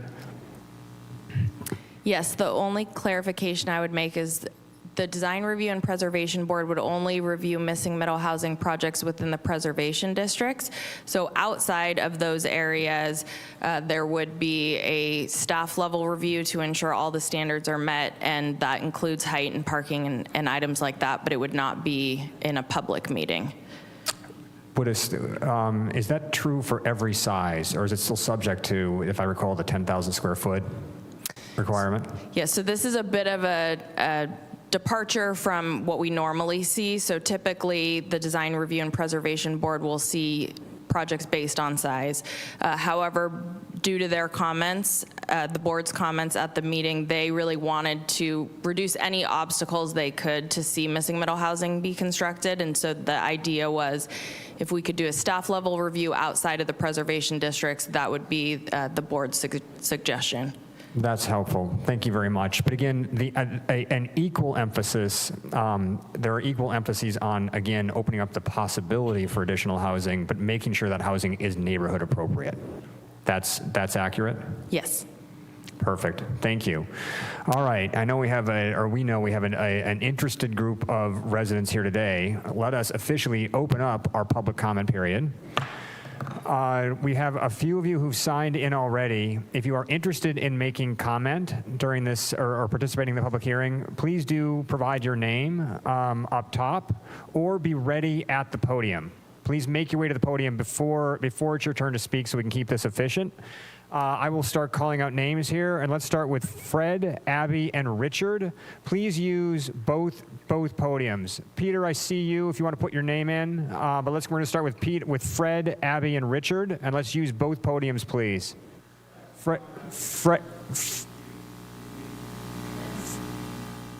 Fred, let's start with you. Thank you, Mayor Stapp.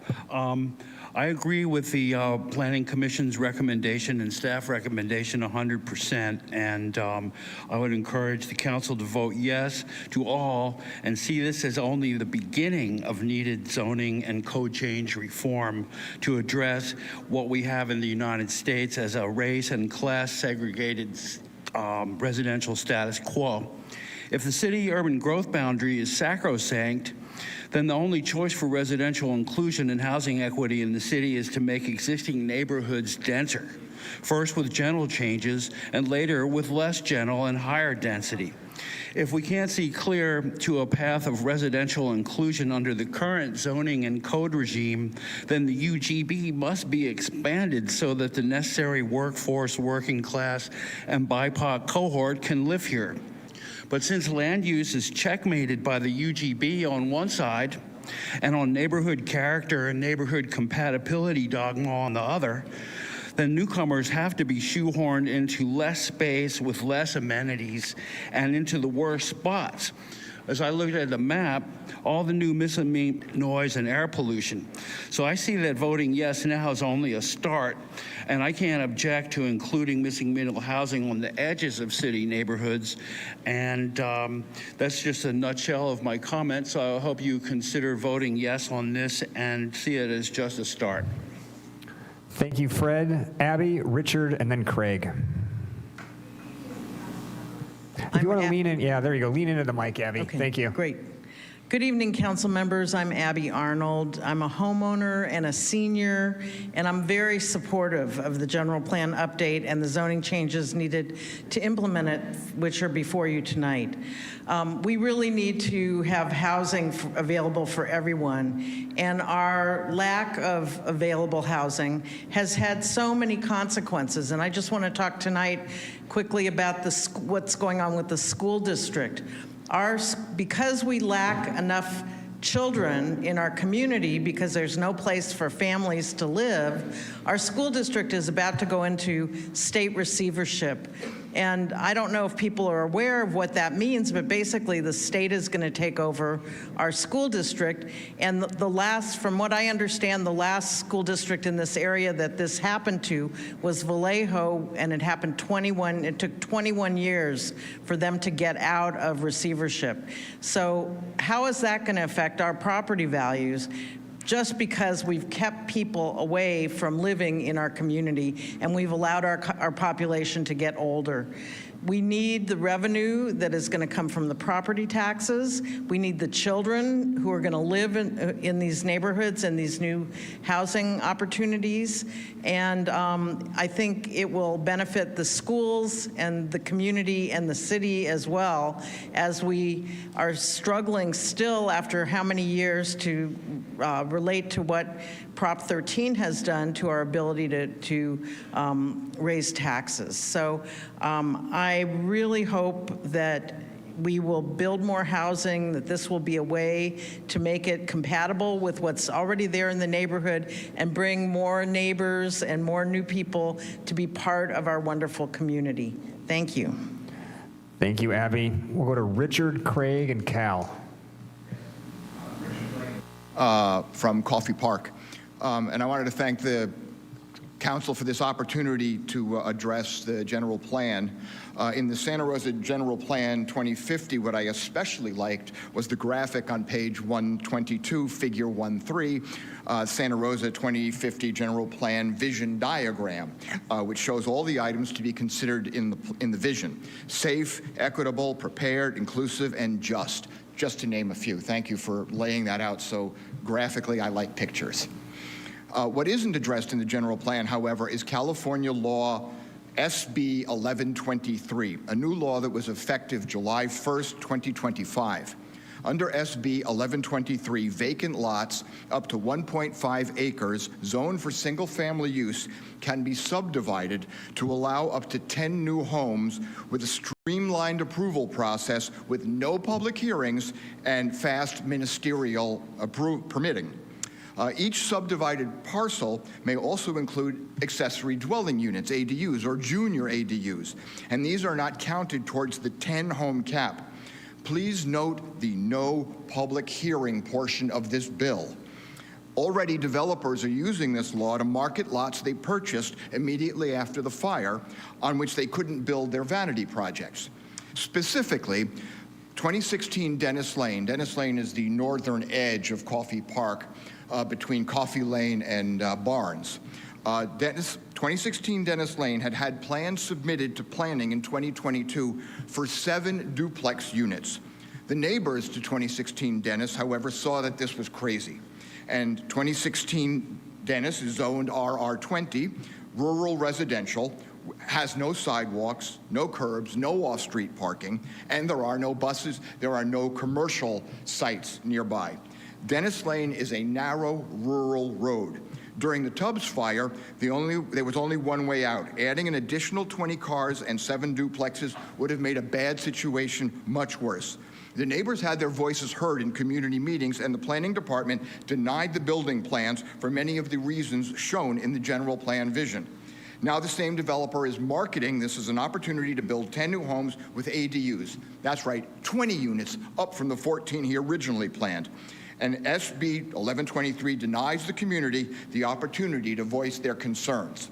So we need the council's help. This project cannot go through as proposed in the marketing materials. How can the community's voices continue to be heard on these projects that make no sense for the neighborhoods that they're being proposed in? Thank you for your time and your ongoing help. Thank you, Richard. Craig, Cal, and then Matt. Hi, my name is Craig Keene, and this is a follow-up on 2016 Dennis Lane. My house backs up to the 1.3-acre parcel on Dennis Lane on the southwest corner of the lot, which is the subject tonight. I'm here to voice my concerns about how many homes can be built on this 1.3-acre lot. I see that this lot is being advertised on the market, and the builder can build 10 homes with 10 ADUs on it. There are so many things wrong with the possibility of having 20 homes on this 1.3-acre lot on Dennis Lane. All of us who lost our homes in 2017 due to the Tubbs fire have gone through a lot of grief, and some who are still going through their grief from this devastating fire. Craig, if you could lean into the mic, please. Okay. It just doesn't feel right after this tragic fire that burned down our homes. There are people coming out of town or occasionally local people to buy up property, not to help the community rebuild what was pre-fire, but to try to make as much money as possible at the fire victims' expense. We also see this going on in Southern California and Hawaii. I think this practice needs to be looked at and see if there needs to be some regulations on it. If the owner of the land lived in my home for the last 27 years of their lives, as we have, and their home burned down, and a builder from out of town came in and proposed these 20 new homes behind him, I think the builder would be right here where I am standing today asking the same question as I am. How can the city of Santa Rosa allow this to happen? This just does not look like a competent plan. Here are just a few reasons why the possibility of this plan does not look like a competent plan. There's not enough parking spaces for 20 homes on the 1.3-acre lot. 2 to 3 cars per home would be 60 cars on the 1.3-acre lot. It will also add a tremendous amount of traffic to Dennis Lane and Barnes Road, which are not the safest roads. There are no sidewalks on Dennis Lane, which is not safe to walk on. So imagine having 40 to 80 people living on this 1.3-acre lot, wanting to go for a walk around the neighborhood and having to walk the majority of the time on Dennis Lane and not a sidewalk. Also, during the Tubbs fire, it was gridlock. I can't imagine another 50 to 60 cars added to this small 1.3-acre lot trying to get out to save our lives. This will affect all of us there if another fire comes, or any other type of emergency that we need to get out quickly, such as a major earthquake. These are just a few reasons why this proposed building is not a good idea. I hope the city of Santa Rosa will look at this proposal with the existing community in mind that has been there for decades supporting the community. Thank you. Thank you, Craig. Cal, Matt, and Stephanie. Cal. You're up. And if we could use both mics, please. So Matt and Stephanie, if you could be on cue. Good evening, Mayor Stapp, council and staff. Thank you very much for the opportunity to speak. I am here to urge your support for this item tonight. I urge you to support the staff's recommendation. It's not lost on anyone that we continue to be in a housing crisis, and this is just another tool that we can add to the toolkit. It's not mandatory, it's an option. This is really a great opportunity to create a housing typology, especially a for sale typology that is actually something that someone like myself, who is 33 years of age, could potentially buy and then hopefully continue building, my own personal wealth generation here in this community. There is a scenario where I will be forced to leave one day because this community is just not hospitable to young people. And so I really encourage everyone to continue leaning in, to continue promoting more housing generation and more housing policies that will make this a more fertile community for, as Ms. Arnold noted, for the young families that will attend the Santa Rosa City School District and hopefully keep that school district afloat and out of receivership. So with that, thank you very much. And again, I urge you to support this item tonight. Thank you, Cal. Matt, Stephanie, and Gwen. Matt? Thank you, Mayor and council members, respecting your time and the long day you've had. I was going to use my full 3 minutes, but after hearing the staff report and the recommendation where specifically relating to Parker Drive, all I would like to say is I encourage you to support that recommendation, and I want to publicly thank your Planning Commission, your staff members, Amy Nicholson and Ashley Crocker in particular, for guiding them through that process. You proved to the neighbors that you were listening to what we said, and we trusted the process, and it is, in my opinion, delivered what we were looking for. So I thank you all for that process, and that concludes my remarks. Thank you. Thank you very much, Matt, and thank you for your brevity. Stephanie, Gwen, and Pam. I'll try to keep mine a little short. Good evening, Mayor, council members, and staff. My name is Stephanie. I'm the Deputy Director at Generation Housing. We represent over 300 members of Sonoma County residents and organizations who support more affordable, and more diverse housing across the North Bay, starting in Santa Rosa. I first want to recognize the tremendous amount of work that city staff, consultants, and community members have put into developing this initiative. We're grateful and supportive of the Design Review Board's recommendation to further explore additional streamlining opportunities. Across Santa Rosa and the county, our housing stock is deeply out of balance, the stock that we have. We have an abundance of single-family homes, and now we're excited that we're building more large multifamily complexes. But we are missing the diverse neighborhood-scale options in between: duplexes, fourplexes, cute cottage courts, courtyard buildings, the kinds of homes that can serve first-time home buyers, teachers, seniors, young professionals, and families looking to build wealth. This framework fills that gap. It promotes an option for gentle density housing that strengthens neighborhoods without changing their character, and in fact re-legalizes the type of housing we see in some of the most desired neighborhoods in Santa Rosa. This initiative is an important step toward housing diversity, equity, and climate resilience, and we strongly encourage you to move this forward tonight. We're proud to support this item and look forward to continuing further work with the city as we ensure we meet the housing needs and goals of our communities. Thank you. Thank you, Stephanie. Gwen, Pam, and then Kevin. My name is Gwen, and I live in the West End District, which is a historic district, and it's a pretty small historic district. We've seen several multi-housing units come up around us, and I just wanted to bring attention to one of the blocks that has been chosen for rezoning.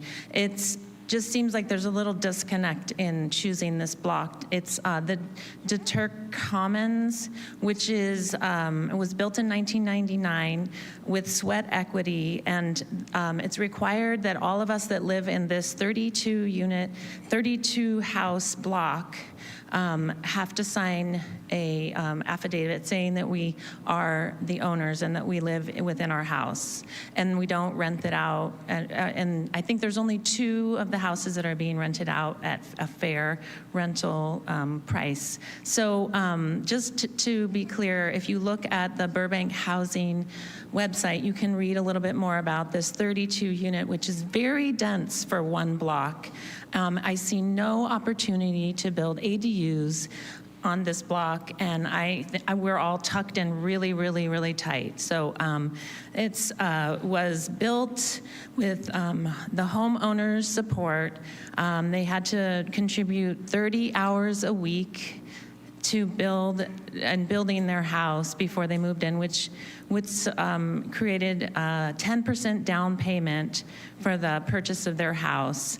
And a lot of the people that built those houses still live there. And I would point to, I know that we live in a historic district and these houses are not, quote, historic, but they're built up to more current regulations and standards, just one consideration. We don't really have yards. We all have parking. We've all lived there a long time. I've lived there 15 years. Many people have lived there 25. Many people's children grew up there and now are raising, those children who grew up in that neighborhood are raising their children in those houses. So I just would urge you to really think about like rezoning something like this, which was supported by the city as a project to keep people and like low income. None of these people would be able to afford houses in the city now. It's basically is a picture of the American dream, our block. So I just wanted to just bring it up, and hopefully you can take that into consideration in taking out the rezoning of this block, because it just feels very targeted. It's the only block in our neighborhood that's targeted for this. Thank you. Thank you, Gwen. We'll move on to Pam, Kevin, and then Peter. Pam? Hi, my name is Pam Frasca. I am a part of the neighborhood known as Parker Drive, which is how this previous effort, and I thank you for this, to rezone this neighborhood to commercial office has been referred to as the Parker Drive project. My particular address is not on Parker Drive, and so I'm just looking for some clarity to make sure that those of us that live on the short ends of the block, on Talbot, on Doyle Park, on Alderbrook, that we also will retain our current zoning. And I'd like to know that before I leave here tonight. Thank you, Pam. I'm sure we can have staff address you after public comment. Kevin, Peter, and Al?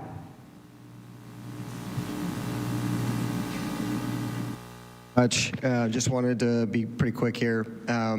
Coming at this from a perspective of a father, but also a youth mentor, someone that desperately looks to the future with policies that are hopefully going to steer us in a different direction, both environmentally and socially. So what I wanted to say was I'm super stoked that this is all happening. Generally speaking, you're not just looking at the long-term environmentally, you're also looking socially. Generally, when you have all of the same houses for blocks and blocks and blocks, people tend to jump in their cars. The built environment has been built around the car. You don't need me all telling you that. But I really do appreciate that we're looking at a lot of different things aesthetically, parking in the back. All of that sounds fantastic, right? Buildings that come up to the front, so it just makes it more aesthetically pleasing when you're moving around our built environment. The one challenge, I was hanging out for Dia de Muertos Halloween this weekend, and I met up with some neighbors in the Detergent Commons. They were talking about what's happening here, and again, when I look at what you're proposing for our city, it's beautiful, but that rezoning in number 3 at the very end there is a tough one for me, because I don't know every single one of the 32 owners of that space, but I know a handful of them. And one of the things that was said is that they just had no idea. They feel blindsided. So I would say definitely push this through. I think it's a wonderful thing for the future, for our youth, for all of us ultimately that are trying to stay in Sonoma County. But if there's a way to look at that specific Detergent Commons property, because this one just doesn't feel right to me. Thank you. Thank you, Kevin. We'll move on to Peter, Al, and then Brad.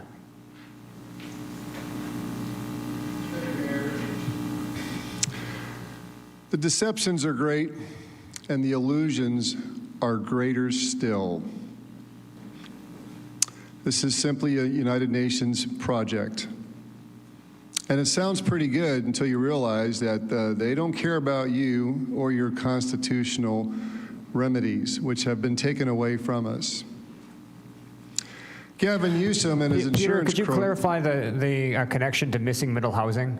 I'm sorry? Could you clarify your connection to missing middle housing? With the, this is a public hearing on the missing middle housing overlay, the zoning changes. How does your comment relate to that? My comment, well, I would start off by suggesting that you, the rest of you and everybody listening, read the book Behind the Green Mask by Rosa Quarry, who was a forensic commercial real estate appraiser with a specialty with eminent domain. I can tell you that if she were here, she would change the entire deal on this for people's comprehension. I can tell you that Deborah Tavares at StopTheCrime.net has spoken to this topic exclusively for a long time, 7, 8, 9 years ago, doesn't do so anymore because she didn't want to have happen to her what happened to Rosa Quarry from Santa Rosa. Again, Peter, could you clarify the connection? We're not discussing eminent domain or crime. This is a discussion about zoning and the missing middle housing overlay. I mean, if you let me finish, we'll figure this out because... You have a minute and 30, but please make your connection clear, Peter. Well, add an extra 30 seconds. Thank you. This is a program that is not in your hands. It will only get worse. It's a matter of pack 'em and stack 'em apartment complexes along freeways and along railroads, which will now go throughout the city and take away a lot of the beautiful things of this city. I can tell you that this is connected to the very reason why there is a current RICO conspiracy lawsuit against the county, as the permit people have stolen many, many seniors' homes over the last decade, and they are now being slapped with a RICO lawsuit. I very much encourage anyone to read Behind the Green Mask or watch YouTubes of Rosa Quarry, K-O-I-R-E, and then go to StopTheCrime.net to see the same topic being addressed, because I don't like being told what to do by the Agenda 21 of the United Nations. So I say in finishing, self-governance is our birthright, self-endowed through Christ consciousness, and only be under God's jurisdiction and will. God works through our body like electricity works through a lamp, and with a lamp we can shine the light of electricity into the dark. With our body we shine the brilliance of God into the world. I invite you to look up Russell Means, Prove Me Wrong, YouTube, watch. Thank you, Peter. We'll move on to Al, Brad, and Armando. It's Al Stavola. I live on Kingwood Street between Dutton and Link. Contrary to the trends you guys called out, we're a single income family. Me and my wife, my 2 daughters. We live in the smallest house you can imagine, pretty much, with a very tiny yard and just enough parking. And I have some concerns. I realize you can't answer questions today, but a couple times it was called out that you've done a really good job of communicating, and not to knock it, but all I've seen is one letter giving a very vague description of what this is. I've seen no other information shared through the mail. Your website does not contain a lot of great detail. I think you did a great job today of explaining what this plan's about, and I very much appreciate that. I do still have some questions I'd like to see answered in some way, shape, or form. First and foremost is, how does this rezoning potentially impact my property value and my taxes? Is this going to now push me out of the only house that we could find after much searching that we could afford? Is there any plan to institute some sort of an HOA? And as we know, HOAs come with fees, which again could push me from we can just afford this to we can no longer afford where we live. Are you working with developers to try to encourage residents to sell, or is there any sort of plan to prevent that from happening? I'm already hearing from some of my neighbors that they feel threatened or feel like they're going to be forced out, which I know you've said is not the case. But we've all heard stories about these developers, and some of us have seen it happen, building these much larger houses than can fit on a property with multiple units, and then the pricing is higher than anyone can actually afford, and they're sitting vacant, and you've pushed families out. I want to know how do you would plan to hide the parking? We live on a roughly 2,000 square foot lot. It's tiny. It's up against, and we've got 4 people in a house and 2 cars. We're up against 4 other houses that have similar situations. Where on earth would you hide parking when every single spot on our street is already filled with cars? Let's see. I think I have a few other questions. No, maybe that's pretty much it. But I think you did a really good job of presenting today. I'd like to see more of that shared in a way that we don't have to actually like come in here to see it. I mean, I'm glad we did, but if there's a way you could send it via mail or make it much clearer to everyone, none of us are property, management experts. Maybe some are, but I see several members of my community, people that live on my street here, and we have similar concerns. So I appreciate you guys doing this today, and I do think there is a need, absolutely, that you have correctly addressed for affordable housing in the area and for the changing dynamics. But for some of us, this is what we can afford, and if we feel like we're being forced out, this could very much ruin our lives. So please consider that. Thank you. Thank you, Al. And just as a reminder to everyone, all the information presented at today's meeting is available online as part of the City Council agenda. We'll move on to Brad, Armando, and Scott.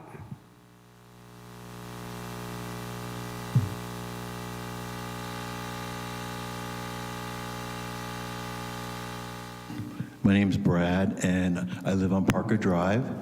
And I just want to thank you all for everything that you recommended, and thank you to the Planning Commission for listening to our concerns. Presently, we have 17 of our residents here tonight. We're a very cohesive neighborhood, and we communicate very well, and we've all been in the neighborhood at least 20 plus years each, and we're very happy that, as I said, you've heard us, and we thank you. We thank you for your time and appreciate it. Thank you very much, Brad. Armando, Scott, and then Alex. Hey there, everybody. My name is Armando Cruz. I live on 723 West 9th Street, but I did also want to mention that I'm here representing 904 Link Lane, 905 Kingwood.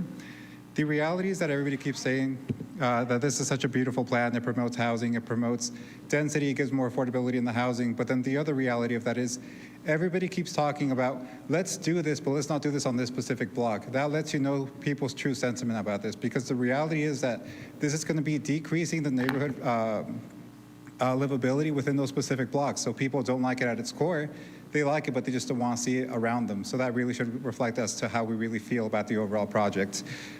From the stretch of Link Lane all the way down to Kingwood, West 9th Street, there's never any parking. There's always overcrowding. There's always people that are fighting for any spots that are available. So those are some of the things that I do want to reflect for everybody there. These do pose fire hazards. These do potentially increase crime, and these do potentially increase the overall frustration that would arise from the individuals. The reality is that my neighborhood does feel misrepresented because some of the families that live at the other locations, they do not speak proper English. They do not know how to voice their proper concerns. They were always asking to have this translated in Spanish when it comes to the meetings, but this is not something that's being represented. My entire block from Kingwood all the way to West 9th Street, Link Lane, Rene Court, a lot of them are Spanish speakers, and they don't even know what's going on. I'm going to have to go to their houses tonight and be the one that translates the information for them. So that's one of the things that I did want to call out. In addition to that, we talk a lot about this is optional, and there's many other people on here. My neighbor Al that lives on Kingwood Street said that our lots are very tiny. Sure, this is pretty on paper. Sure, we can increase the density. We can rezone it. It's optional. But at what point does it not become optional? Because we're saying we're going to propose this so that it can be an option. If nobody has the ability to meet the dimensions, if the lot of somebody does not allow for whatever dimensions are required by the city, doesn't that make the plan useless? Does that now mean that we have to combine multiple lots to be able to fit one of the requirements? Sure, that might not mean that we're being kicked out forcefully at the moment, but we're fearful that this is going to open a door later down the lane. Hey, out of the 2,000 lots or the 2,000 homes that we recommended this, nobody really opted into it. We're still going to get fined by California. We're still going to get fined by whoever at the federal government. We're still going to get whatever. We didn't accomplish our needs to increase the housing. So where does that leave us all? Because everybody on here is saying, we don't want to see this in our neighborhoods. Remove this specific lot, remove that specific lot. That lets you know that nobody's going to volunteer for this. So that's one of the things that I did want to go ahead and question. The second item I did want to mention is during the September meeting, the city was specifically asked, how does this factor into the affordability? The answer that we were quite literally giving during that meeting is, we don't know how it factors into the affordability, but it does pencil out for the developers. Well, who are the developers, and why do I as a homeowner care about what pencils out for them? I'm trying to preserve my community. I'm trying to preserve our homes, our home values, and our safety. So I do just want to raise that this does create. Thank you, Armando. We will conclude with Scott and Alex. And if there are any other members of the audience who wish to make public comment, now is the time to be making your way up to one of the podiums. Otherwise, Scott and Alex will be our final two speakers. Scott, go ahead.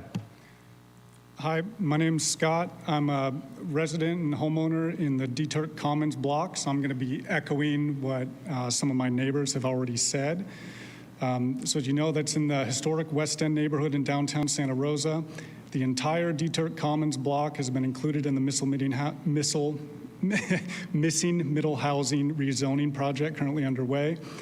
And if you're not aware, the Deturk Commons is a 32-unit single-family development. It was built in the 1990s, and Burbank Housing was involved with that. And you had to do the sweat equity, and that's where you had to put in so many hours a week to compensate for your 10% down payment to be able to live in one of those houses. They are still primarily owner-occupied. You do have to sign an annual affidavit stating that you are the primary residence and you are not renting out that property. That is an annual thing you have to do. There's only a couple homes, like they stated, that are being rented out because the home's foreclosed, and that's the only way that gets taken off the deed. So I think that's something very important to identify. But if you pull up a plot map for the West End neighborhood, if you look at the average block, 20 homes. 20 homes is the average block. We have 32 homes in that block. It is very, very dense. We have cul-de-sacs that go in towards the center of the block. There's 6 homes per cul-de-sac. It is extremely dense, 400 square foot backyards. So the request was that an oversight to include that in the missing middle housing, and to please take it out of the rezoning that you're planning, because nobody can put an ADU in their lots. It wouldn't fit, and it doesn't make sense to add the option for that to even be there. And we would really request that gets removed from this agenda here in the missing middle housing. We have lots of homes already in the pipeline. We've got the Pullman project that just got completed right in the West End neighborhood. The Cannery project, that's halfway underway. They've got another 100 some odd units that are going to be going up there. There's the Burbank housing project that's right on Fountain Grove Parkway and Mendo. So that's, getting built up. We have a lot of we got 53 units going on East Street. So there's a lot of stuff in the pipeline. And one thing I'd like to end on is just the affordability. So on these multifamily jobs, and 400 units on Guerneville Road in Dutton, right there. So locking in something that's going to be affordable and not just a small percentage, but something that's going to make a difference. Thank you, Scott. Alex, and then Greg. Hello, my name is Alex, and I'm from the West Knight and Link Lane neighborhood. While this plan sounds very appealing, I'm deeply concerned that it's not sustainable for preserving the character of the neighborhoods that me and my neighbors and many other long-term residents have built. I understand the city faces state housing mandates and growth pressures, but this plan seems focused on meeting those requirements at the expense of our community.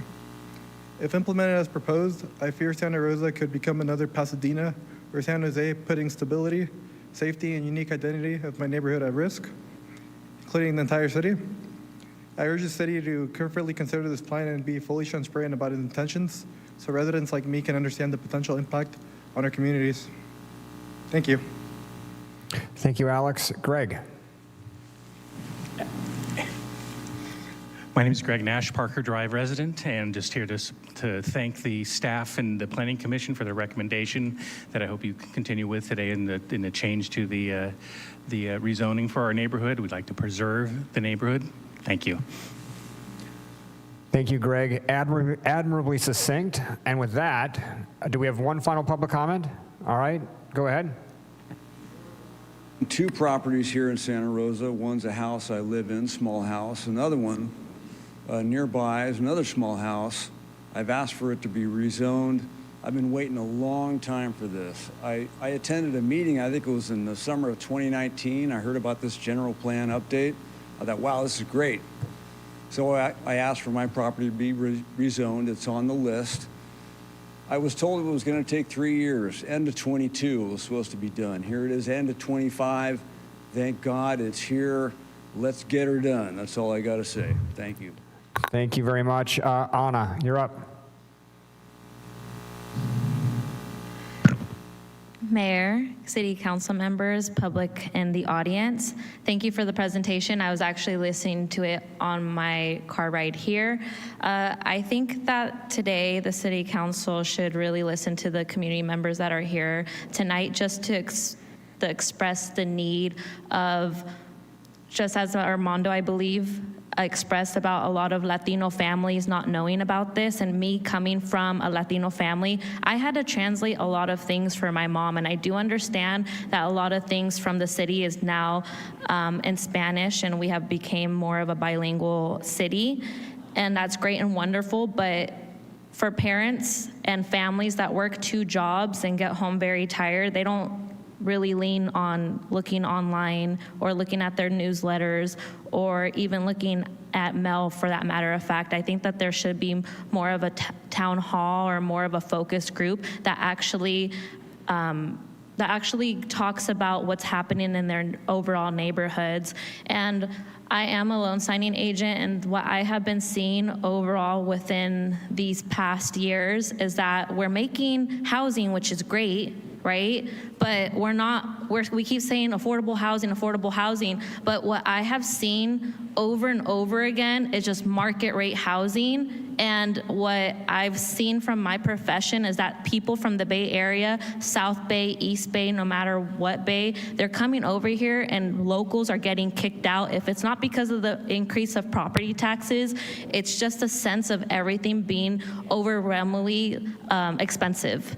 And I'm speaking as a community member and also somebody that comes from a Latino household. Sonoma County is just becoming super expensive, and a lot of people from the Bay Area, they're coming over here, and a lot of the locals that have been here throughout the generations, they're being forced out. So if there's a common ground for us to meet, so people are not worrying about their property taxes increasing. And I love Santa Rosa City Schools. I went to Santa Rosa City Schools, and I'm a proud graduate of Elsie Allen, class of 2015, which is exactly 10 years ago.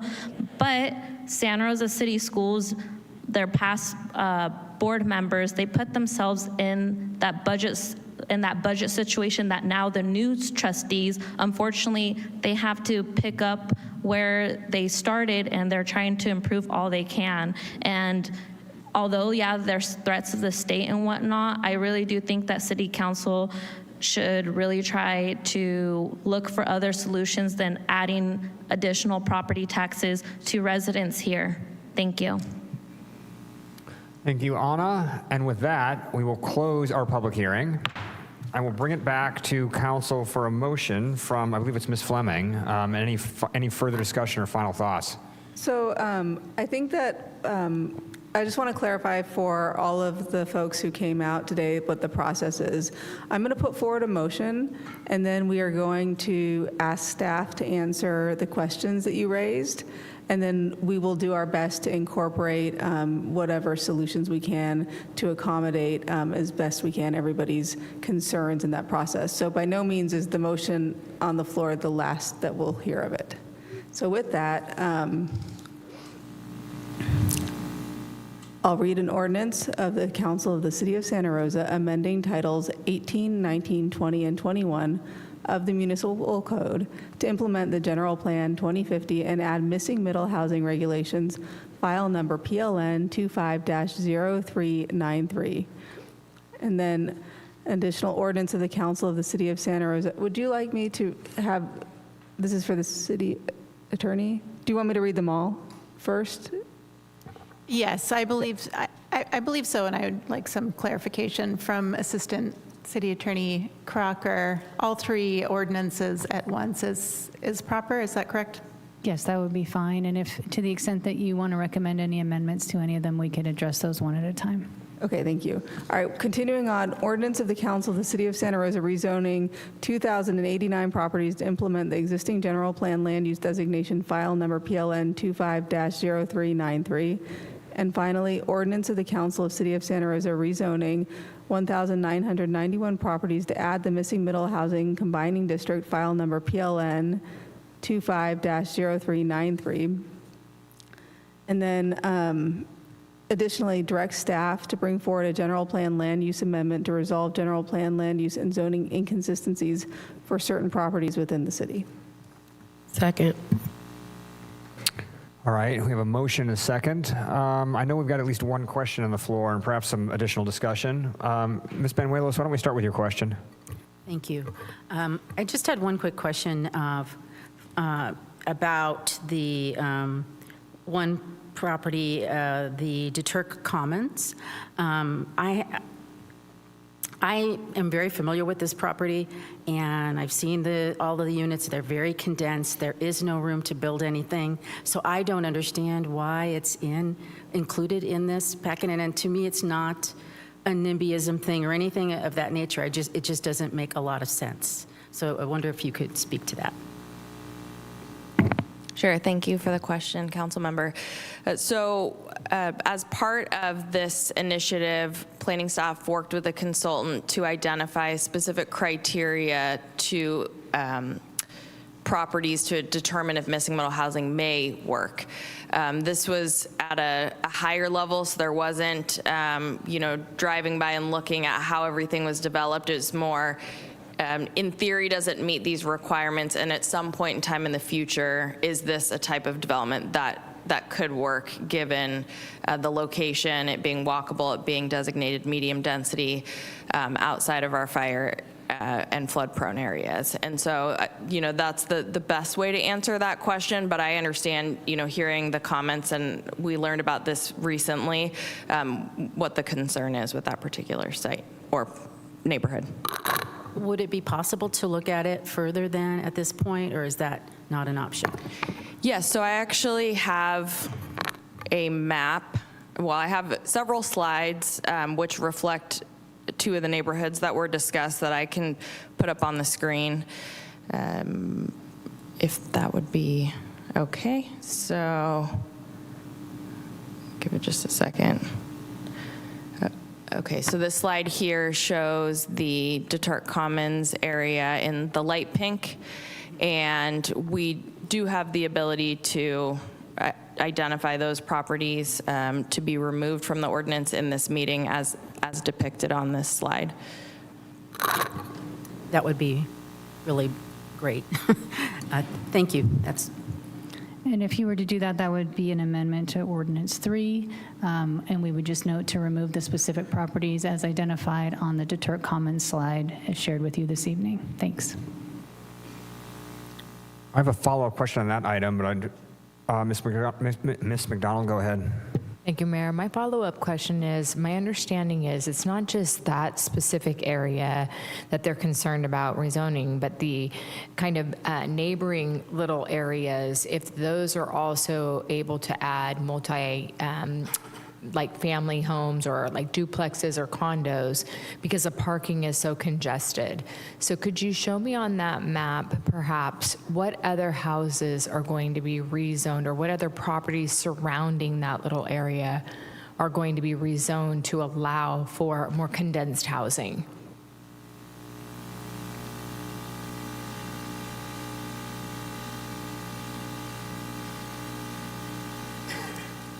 Oops.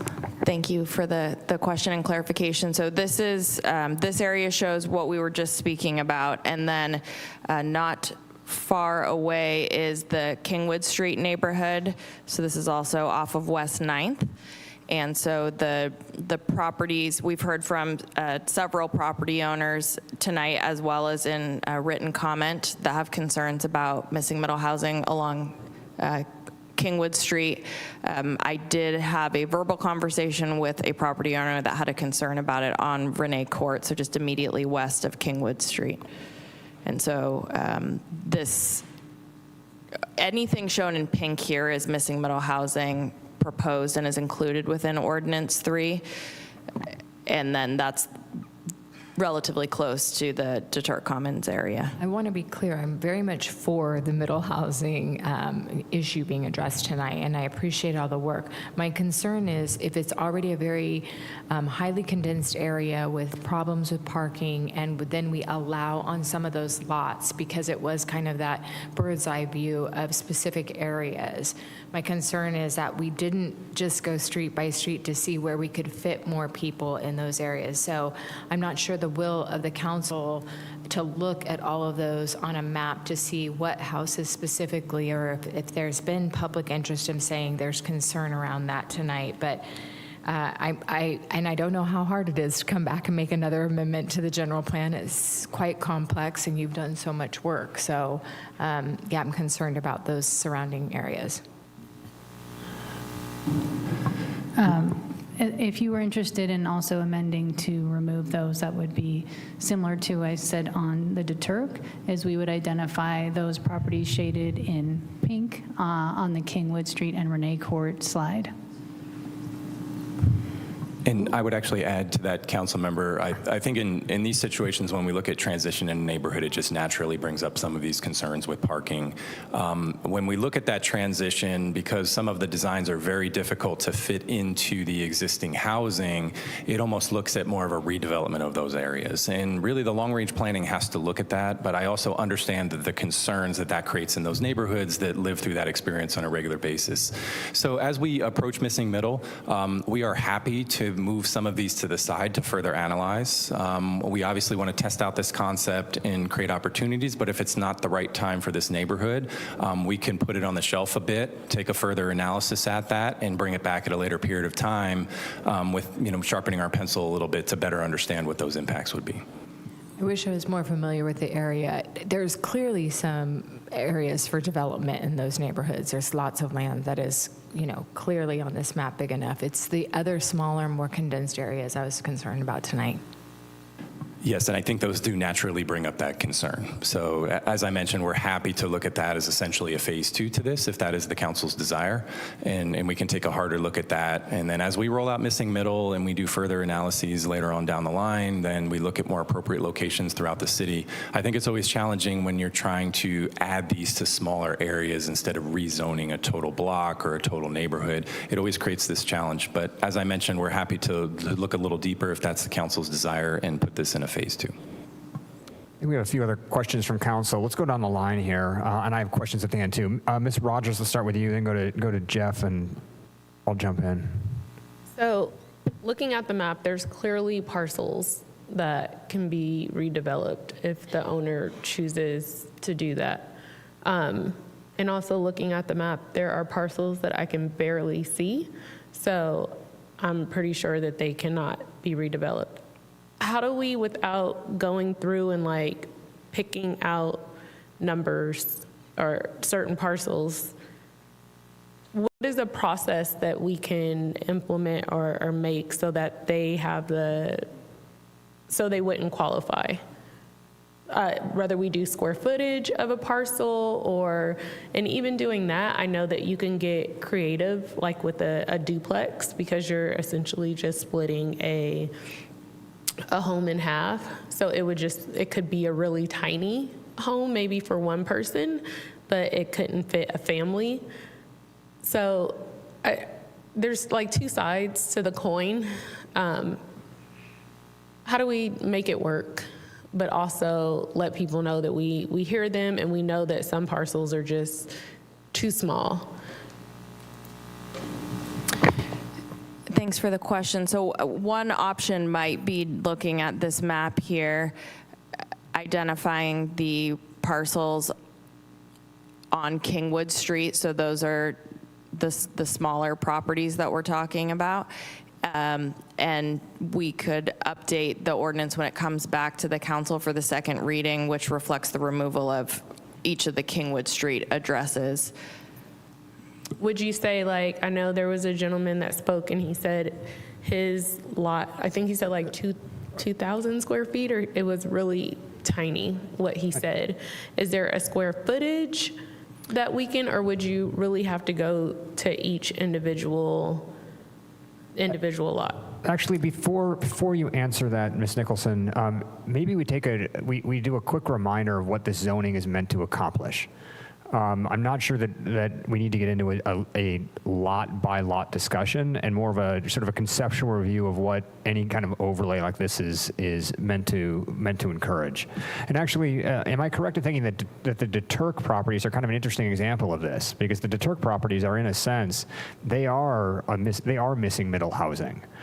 And the goal, and tell me if I'm wrong here, the goal of including a property like the DeTurk property into this is because if say 40 years in the future, that property is redeveloped for some reason, the city's goal is if it to be redeveloped into something like what DeTurk is now, or some other similar example of missing middle housing. It's not to add additional units to the properties that are already there or do construction on that site right now, because as has been mentioned, that's not a possibility. It's to make sure that we've got that possibility in some future scenario. Yes, that's correct. And so because we're talking about over 1,900 properties, there are some sites where development is easier to picture if it's a vacant site. And then there are sites that are smaller and are currently developed, but we're looking far into the future, so it may not be something that is immediate. And I will add to that, Mayor, and I think that's an incredibly important point, and I think it's important to understand the relationship between zoning and development requirements. In many situations, zoning is the overlay, development requirements can make it technically not feasible to build on the size of the lot. So when we look at these smaller lots, they are zoned for that, but they likely will not go through that transition. So we will not experience that housing on the smaller lots because they're effectively prohibited based on the size. So from a recommendation standpoint, what staff would recommend is from a zoning standpoint, we keep the area or we don't. So either include it or not. And we can start looking at our design criteria to better understand what that looks like. But this is long-range planning. It is possible that areas are redeveloped over the course of 50 to 60 years. And this just really ensures that that type of housing category is placed on those parcels with really the understanding that it likely will never be on all of those parcels. That's not what we achieve with zoning. But just to make sure that we understand where we are, the level of planning, I think it's keeping the boundary, or what we would recommend is removing it out, really for simplicity of getting through tonight, keeping some of those in the mix, and then I think that just allows the design standards to make that either feasible or not. But some of the points about increasing property value and property tax, this does not do that. We do a lot of zoning where we have aspirational goals and we don't see it because it's not technically feasible. And I know that doesn't necessarily create the confidence in the community, but I think it's an important point to focus on. Thank you for that. Ms. Rogers, I interrupted you. Does that address your points to some extent? You did, Mayor. And yes, it did. And I think part of what I'm hearing the concerns are maybe not the owners now, but maybe a developer comes in and because it's zoned a certain way, tries to put in a lot of units on a very small lot that's not even going to live there, but it will have a great impact on the people that do live there, both now and in the future. So that is why I asked, because it seems like we were getting to the let's cherry pick lots versus looking at it in totality about what we're trying to do. Correct. Thank you for that. Mr. Krepke. Thank you, Mr. Mayor. I'm going to ask some very specific questions just for clarity. Does this rezoning force anybody to join an HOA? No. Does this rezoning force anybody to give up their property via eminent domain? No, it does not. Does this force anybody to redevelop their property? No. Does this force anybody to join their property with an adjacent lot? No. Does this force anybody to vacate their property for any reason? No. Okay, so should there be a redevelopment in the future? Let's say a house burns down 15 years from now, 10 years from now, and somebody wants to redevelop it. Will that redevelopment have to still abide by our planning codes that are in place either now or at that time? Yes, and that would be for what the base zone allows, so it could be the structure that burned, or they would have the option to create missing middle housing if they can meet all of the standards required by missing middle housing, which includes minimum lot sizes. Okay. For a duplex, can somebody just throw up a wall in the middle and then it's a duplex? An existing house, can someone just put a wall down the middle and create a duplex, or is there other things that go into it? Correct. There are other regulations, and in many cases, that would not be allowed. Okay.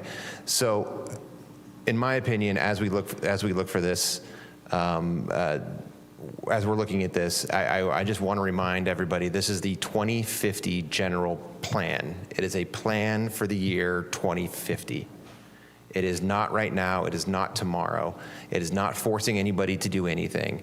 It is giving the capability to somebody in the future to alter what is there decades from now. Would that be accurate to say? Yes. Okay. I just want to remind everybody of those factors. Thank you. Ms. Fleming, did you have a good comment?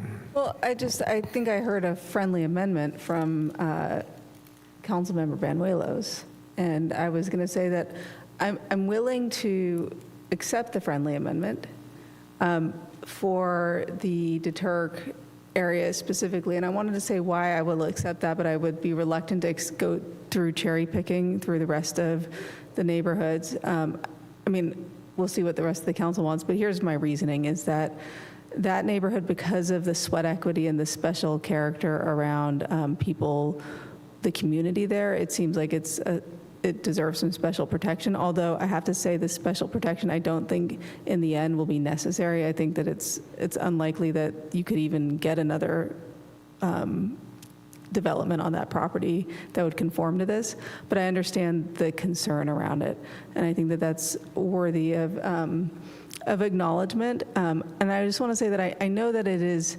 tense for folks, the idea of having a higher level of use or having further density in these neighborhoods. We've seen this done all over the place, these zoning overlays, and rare is it the case that anything ever gets built because it's so expensive and cost prohibitive to build even with this zoning improvement. What it does do, though, is that in the future, if you were to sell your property or the area is going to redevelop, then there are more options for future use decades down the road.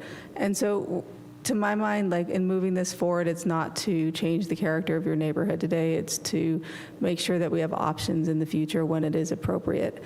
The market won't develop these properties now because there's not a demand and because it's not yet appropriate where they're not being built. So I just want to say, like, I think that, a gentle touch here is really what we're trying to do, not trying to force anything on anybody. And I'm just curious to know what my colleagues think about that approach, to just adding in the Deturk and not hopscotching around any further. I have a question about Deturk. Could you remind me what the current zoning is for Deturk? I would need to look up the base zoning. My recollection is that it's for medium density housing, so probably R3, but I would need to confirm that. And so if we were to remove that from Ordinance 3, it would remain, the base zoning would remain, we just wouldn't have the missing middle housing combining district at the end of the base zoning. What's the potential long-term impact of that? So if for some reason that 30 years from now that property, or 25 years from now that property was redeveloped without the missing middle overlay, what options are excluded or allowed that we might not be thinking about right now? Well, missing middle housing allows for more units than what zoning and general plan does, and so they have to be designed in a very specific way. So there is that balance, but in most cases, there would be fewer units realized on a site if missing middle housing was not an option. That's my, in response to my colleague, I guess that's my concern right now of us. As I perceive this, the goal of the missing middle overlay is to have more really creative, great neighborhood developments like DeTurk. That's in some way the model.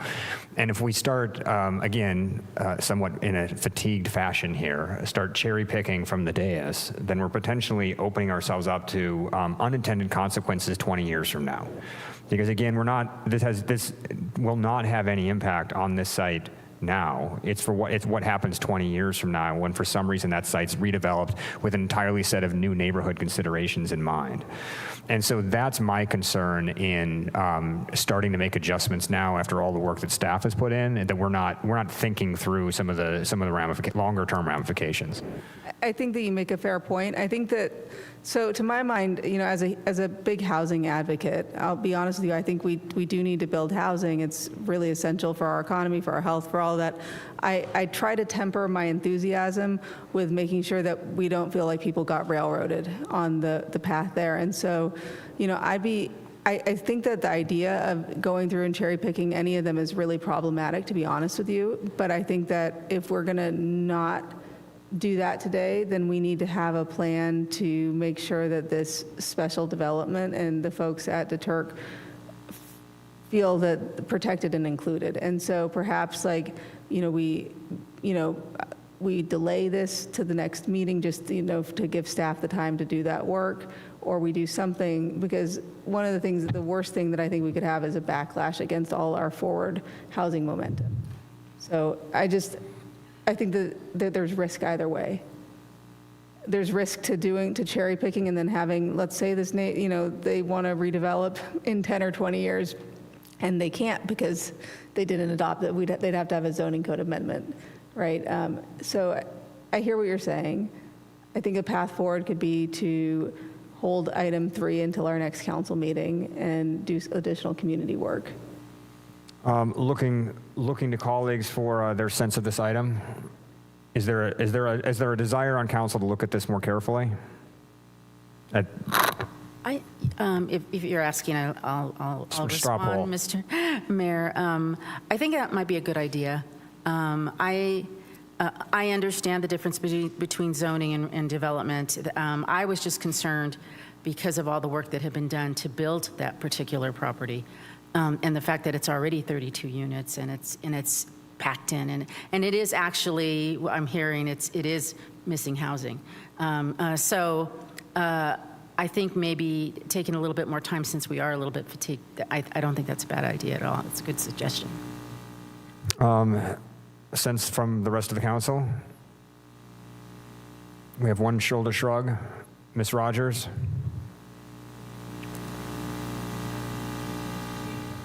We're going to come back to it.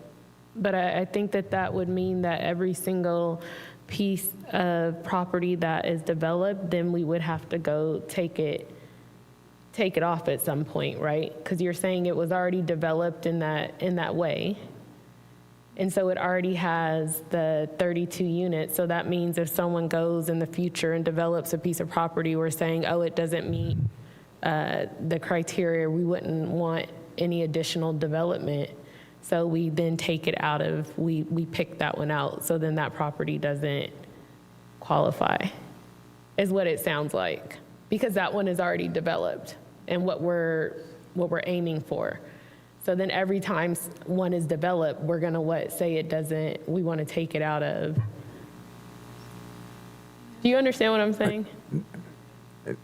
I think if I may. Actually, Mr. Kreppe, you had your hand up first. I guess just my question is if we're going to revisit this, what level of analysis are we going to do? So my suggestion wasn't to revisit it to do analysis.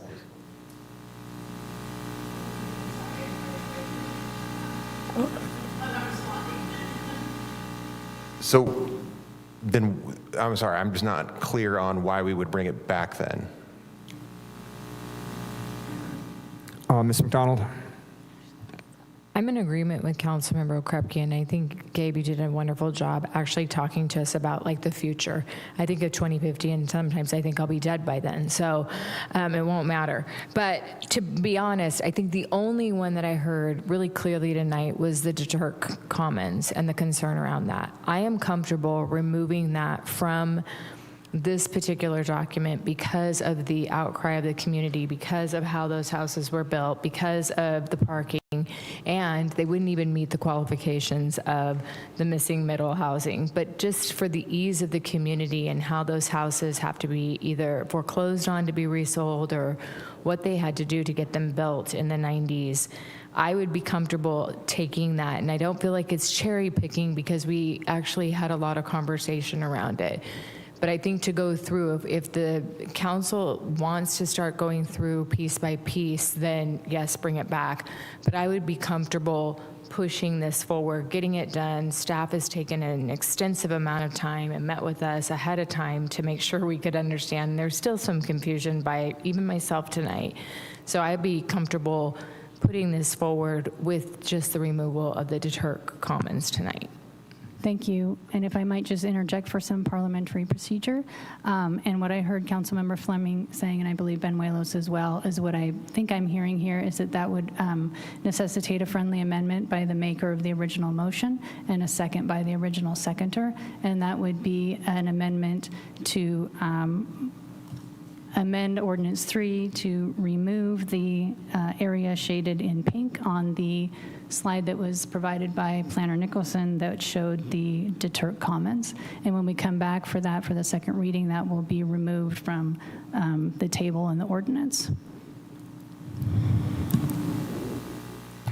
If I may, I think that I know the council has been meeting since 9:30 this morning. It's been a long day for us, so I know that we're eager to get this done. I think that the goal is actually to move forward the ordinance as it is without the friendly amendment, but I think that if we do that, we cause ourselves problems. The idea of waiting would be so that we could come back in 2 weeks and adopt the ordinance as written after having done some outreach to this neighborhood. And if we can at that point, then we would read it with the friendly amendment. That would be my suggestion. And then that way we have preserve the best chance of going forward in a unified fashion. Is that the consensus of council? And the goal, again, back to Mr. Krepke's question, is that there would be a very specific outreach to the Deturk neighborhood and a clarification for council of what the impact, Mr. Krepke? I think if we're going to reach out to Deturk, we should reach out to Kingwood as well. So my question would be with that, we're only talking about a 2-week time frame, and that's a tight turnaround? I mean, I just think that we ought to talk to the folks who showed up here today. I think that could happen tonight, ideally. Like, I don't know that we need to have a protracted process. I just want to make sure that we understand their concerns and that they understand that what we're trying to do. And if we can come to an agreement, then we'll read it as written. If we can't, then we'll, I mean, I'm not foreseeing a long drawn out process here with all kinds of. Ms. Rogers. When it comes back for the second reading, are we able to make any changes at that time? It is preferable to make changes of this magnitude at the first reading. At second reading, only non-substantive changes are allowed. And Councilmember Fleming, you don't want to take that property, that's not the desire to. I'm willing to do it, but I don't think that it's good policy. I think that it's expedient. It gets us done with this very, very long meeting, but I don't think that it plans for, if in 30 years this group of homeowners wants to redevelop their property for whatever reason, then we'd be at this problem again. Whereas I think a few conversations may get us to the point of everyone saying, oh, this makes sense. And it just is a cleaner process. I think my confusion there is, it seems to me that this, by leaving Deturk included in the missing middle overlay, it increases the options for those homeowners or whoever the owners are 30 years from now, as opposed to decreasing them, which is what we'd be doing. frankly, given the impact on staff and given the fact that this is in some ways a distinction that does not make a difference, because this property is not going to be negotiated, and thanks to or as Gabe outlined, given the other considerations for very small lot properties of this kind, there's a fairly limited way that it could be developed in the future, regardless of whatever overlay we have.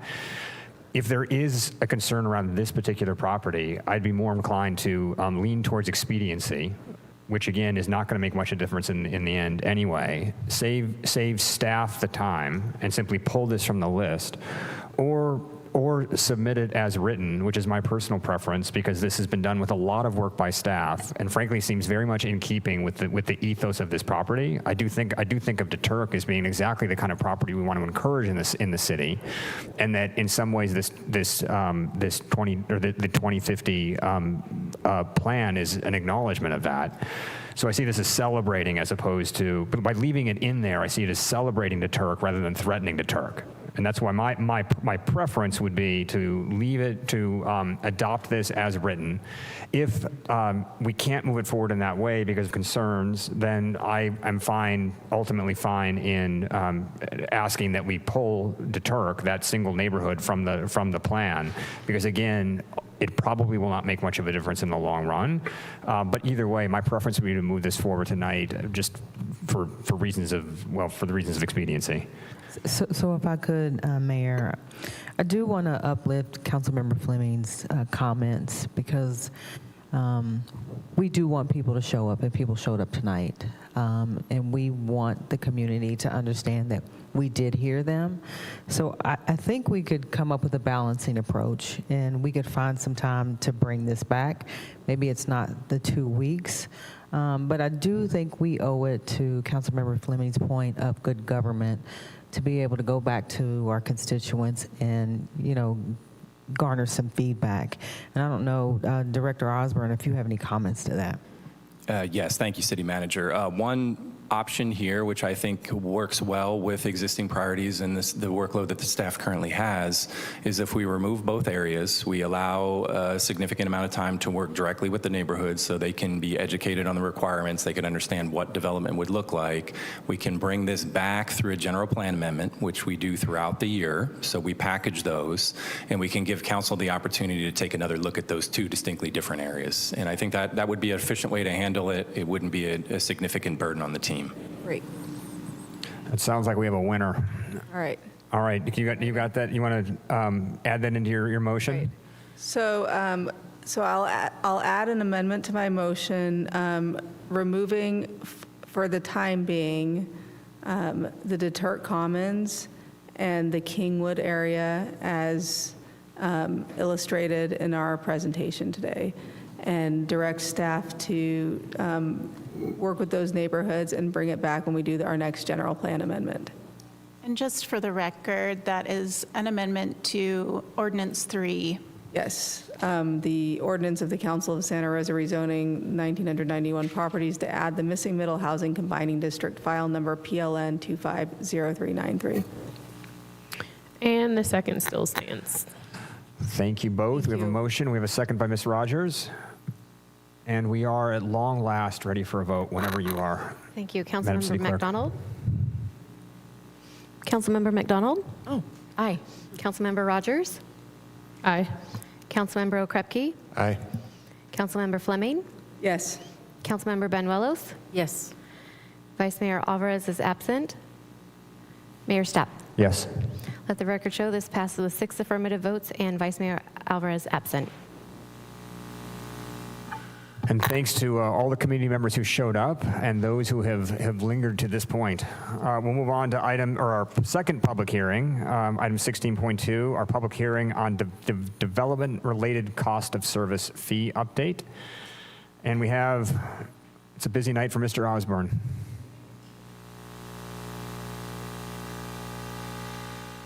Ashley and Amy, thank you very much.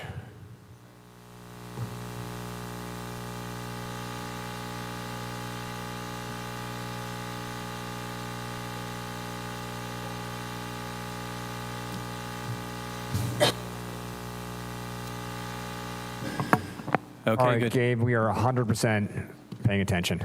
Ready to go.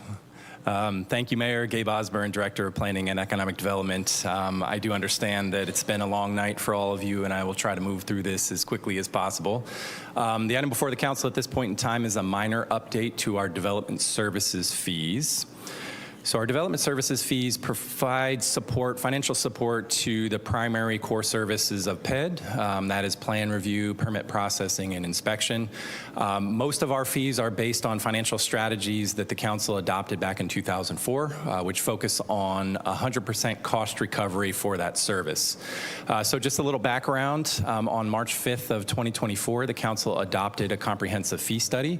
For the most part, that fee study set all of our costs at the full cost for providing the service. It resulted in both increases and decreases. Overall, it is increasing revenue, and it approved targeted fee reductions for certain development goals, housing, grocery, childcare, replacing sidewalk sections, things that provide an overall benefit to the public. On February 4th, we did a revisit of the fees under a council study session. I think that's an important piece to a comprehensive study, is to better understand in that first 6 months to a year what the community feedback is on the adopted fees, to understand where the challenges are, to understand what was potentially missed. And in that study session, we discussed some refinements to the fees, and we committed to bringing that back for the council for adoption, which is what we are doing today. Really, the annual review of our fees, which once again I think is an important point. In previous years, fee studies would often set the fee and leave them in that state for 5 years. The community is much more dynamic than that, so what we're doing is looking at them on an annual. And there's two pieces that we do. We assess the real-world application. We understand whether it creates avoidance or not. Oftentimes, we will develop various service improvements that streamline service, and we align the fee with that. That's usually when you see a reduction of fees. We do gather community feedback, and many of our changes are based on community feedback that we heard through this process. And it also allows the council to make more timely adjustments to these fees. So really just a quick chart on our revenue and expenditures. I know that I've showed this chart to the council before, but it really is showing the goal of what we're trying to achieve. Our permit totals are the bars, with blue being building. The red line is our our expenditures, and the black line is our revenue. What we saw in 2021-22 is high permit totals, but a revenue that was dropping. So when the council adopted a comprehensive fee study, you see it's actually a fairly significant spike in 24-25. We anticipated that it would drive approximately a little under $2 million in revenue. It's actually driving more than that. So the difference that we have seen is more like 2.3 in additional revenue for that.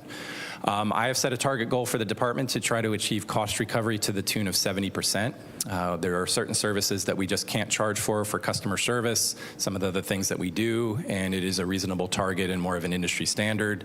When we look at Q1 of 25-26 and compare that to previous years, we're actually getting very close to that. So it's growing. We're at 62% at this point, and what you see is really a lowering of the expenditures and an increasing of the revenue. Our goal is to get those lines closer together for fiscal stability.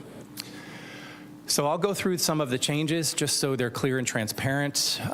We have two different fee types that are surcharges. So those are fees that are applied to any fee that's paid, and that's a percentage collected. So 12% goes to advanced planning. The team that just presented, when we do all that work, that is supported by that fee. So it's an important piece to moving policy work. And our technology surcharge supports our technology infrastructure and everything we do. What we found is that did not have a cap. So there's certain projects that are fairly large, and they were paying a disproportionate share of that impact. So we're proposing a cap of $5,000 on the advanced planning fee and $2,500 on the technology surcharge. The third fee on this list is fairly minor. We had some duplicative fees with our application extension, so we actually set that at a rate of $76, which is just the true cost of doing this. I will add that all these fees that you see here are based on the fully burdened rate times the amount of staff hours that go into a process. So on our planning side, we have a hillside development application that was brought forward under a director review as part of our resilient city measures. We're setting the fee at $838 for that. It currently does not have a fee. One of the most important ones from a community standpoint were tree removal. That fee was at $1,677, and we have created a tiered structure that's a more efficient process that brings that down to a more reasonable amount. That is an area when the fee gets too high that we actually have an avoidance situation. This is a prime prime example of us creating an efficient process, reducing staff hours, the fees lowered along with that. When we experience projects that have multiple entitlements, they normally pay the full fee. There is an economy of scale there, and there's some efficiencies when we are pairing those together. So what we're doing is charging the highest rate for the first entitlement and proposing a 50% reduction for all the other applications. A parcel map waiver is a state allowed process where you see efficiencies. We have a current rate that's around 9,000, and we're proposing to reduce that to 2,047. An important piece here with our environmental document creation and review, one of the pieces that we had discussed in the study session was how we can provide more financial support to our city attorney's office for the review they do on lengthy environmental documents. Currently, how we handle that, there's a pass-through fee. We create the environmental document through consultant services. The applicant pays the full cost of the consultant services. So what we're proposing to add on to that is legal counsel. That assists our city attorney's office with just having some other expertise in that, doing initial review, and this is really on your bigger environmental documents that can really take a year's worth of staff time with some larger projects. So we're also providing a decrease on our summary vacations. So the council sees that quite often. They're minor easement vacations. This facilitates the process a little easier. We've streamlined it, so we're lowering that cost from around 10 to 2,974. On our engineering fees, we have a self-certified process for debris haulers. When a debris bin is placed in the right-of-way, that is currently $400, and the fully cost recovered rate through efficiencies is now proposed to be $136. We have a process where we waive a portion of the encroachment permit fees for sidewalk replacement for residential when they are less than 100 feet. What we found is it makes sense to do that for commercial as well. There are churches, there's some nonprofits that benefit from that, and it makes it easier to do these spot sidewalk replacements, which have an overall benefit to the public for creating a better pedestrian corridor.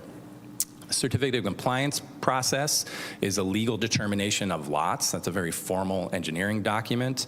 In this particular case, it balanced out. We had a single fee of $1,555, and there's two pieces. So we created a tier structure, one reduced. When you're subdividing land, we have a separate application that's around the same price of $1,539. But a standard document, which is a significant amount of staff time, we put that at full cost recovery at $2,173. It's important to note that these are incredibly uncommon applications. We often receive one a year, if that. Building fees are fairly minor. So plan review and inspection, we currently base that on square footage. So for very small projects, it's possible to create a fee that is less than the minimum base floor cost for providing services. So we just set a floor. So plan check fee is a minimum of 126, and inspection fee is a minimum of 102. Temporary certificate of occupancy, which is fairly common. This is a situation when a project would like to occupy prior to getting a final on a building permit, triggers a whole series of inspections, and we found that that wasn't really achieving cost recovery, so we're proposing a slight increase there from 193 to 580. And then a really minor application, a type 1, type 2 exhaust hood, which are generally large hoods for commercial kitchens. That is a situation where it requires a healthy amount of review when it's a standalone, but it's incredibly rare to be a standalone. So this is an increase slightly to 569 to be full cost recovery. So really fiscal impact, what we're really talking about here are minor adjustments to the fees. We're also talking about fee types that are fairly uncommon. So when we look at this overall, the two that make a difference are the reduction in sidewalk as well as the reduction in the planning applications when there's multiple, and we assume that based on permit volumes that are fairly consistent, that can be a reduction of revenue about $40,000 per year. So our recommendation is to amend the fees consistent with Exhibit A, which is attached to the resolution. The fees must take effect 60 days from the date of adoption, so that puts us very close to where we normally update fees, which is January 1. And then the other piece that I think is important is our overall fees with the council direction increase based on CPI, Consumer Price Index, so they keep up with increased costs. So we're proposing that all these fees have the same. So all the fees in the fee schedule update July 1 on the CPI, so we would like to add this to that as well. And with that, I'm happy to answer any questions the council may have. Nice pacing on that, Gabe, and thanks for the good work as always. Bringing it back to council for questions. All right, my only question is, did I hear you right, that thanks to the fee adjustments, we're on track to bring in about $2.5 million extra per year that we weren't bringing in before? We are, and they're on the overall permit total without overburdening any permit type. So we should see that amount when we're having light development years and robust development years. So that is correct. We're seeing a fairly significant increase in the revenue there. Well, that's a big impact on the bottom line, as everybody knows. Thank you for embarking on this project, and thank you for this regular cadence of updates. This is effective. And with that, we'll open the public hearing. Are there any members of the public even here who wish to comment? Anybody from the chamber wish to make their thoughts known? Do you? No, that was a no. That was just a joke. All right, we're closing public comment. Back to council for a motion. Any final discussion? And the motion is, who is it? Is this oh, it's Ms. Rogers. Over to you. Thank you, Mayor. And I just want to thank you and your department for doing this. We received a lot of feedback, and this just goes to show that it may take a minute, but that we do listen and process the feedback appropriately. So I would like to adopt a resolution entitled Resolution of the Council of the City of Santa Rosa adopting new and amended development-related service fees and waive further reading of the text. Second. We have a motion and then a second by Mr. Okrepke. Madam City Clerk, we can call the vote whenever. Thank you. Councilmember McDonald? Diana? Councilmember McDonald? Aye, I'm sorry. We're out of order on our votes tonight, so I apologize. I apologize. My online system is still not functioning, so I'm having to do things on the fly out of the order. I'm used to it being a certain way. I apologize. Thank you for understanding. Councilmember Rogers? Aye. Councilmember Okrepke? Aye. Councilmember Fleming? Councilmember Banuelos? Yes. Vice Mayor is absent. Mayor Stapp? Yes. Let the record show this passes with 6 affirmative votes. All right, Gabe, thank you very much. We'll move on to item 16.3, our third public hearing for the evening. This one regarding our downtown Santa Rosa parking and rate adjustment. I think we have Chad and Tanya here.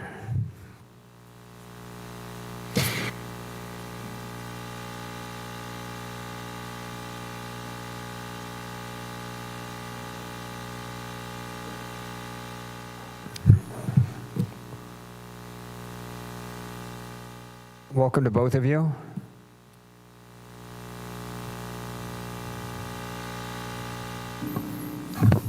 Good evening. Mayor, council members, city manager, thank you for having us again. I will also be able to make it through this fairly quick. We've been here once before. We haven't changed anything in our presentation.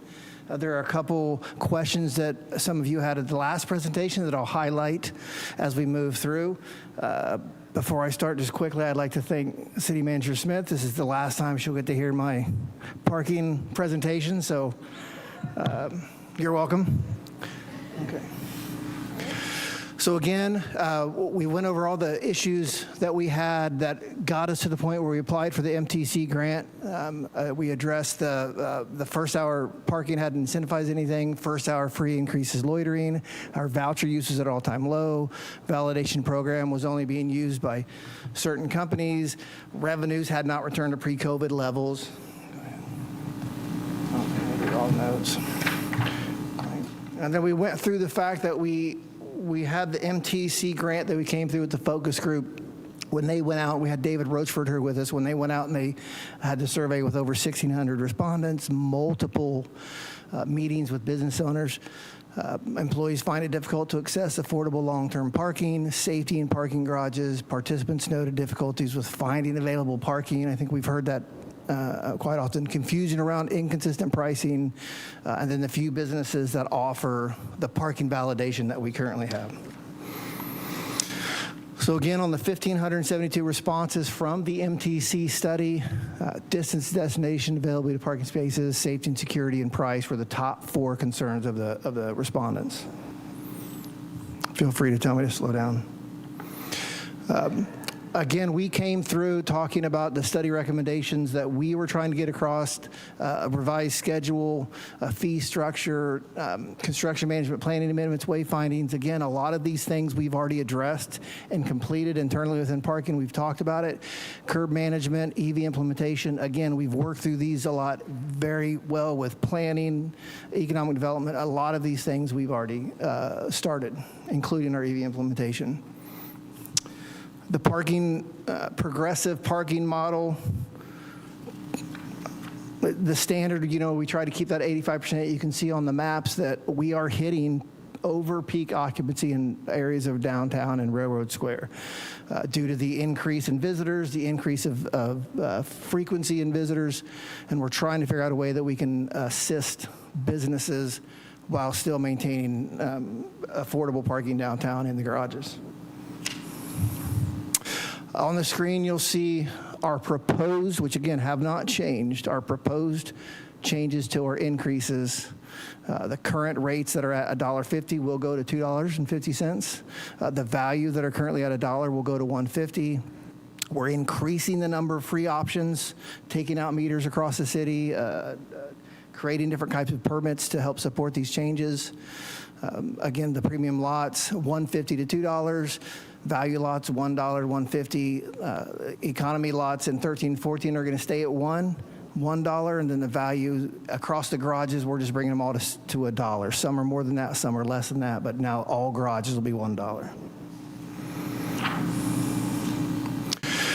The proposed garage permit fee changes we've talked about. The evening employee, we already have $10 permit for evening employees in the town. We don't have the current new business account permit. We're going to offer that at $25. The low wage permits we currently have at $31. We're going to reduce those to $25.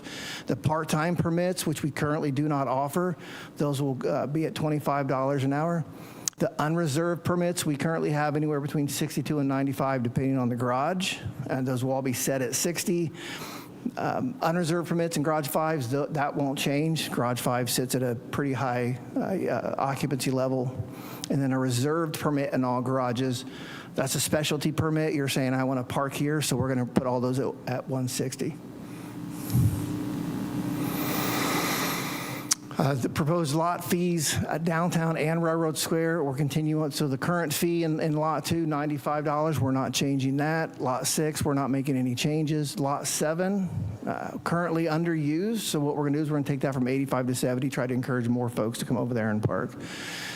Lot 13, 14, the permits under the freeway, I apologize, $50. We're going to reduce those to $25.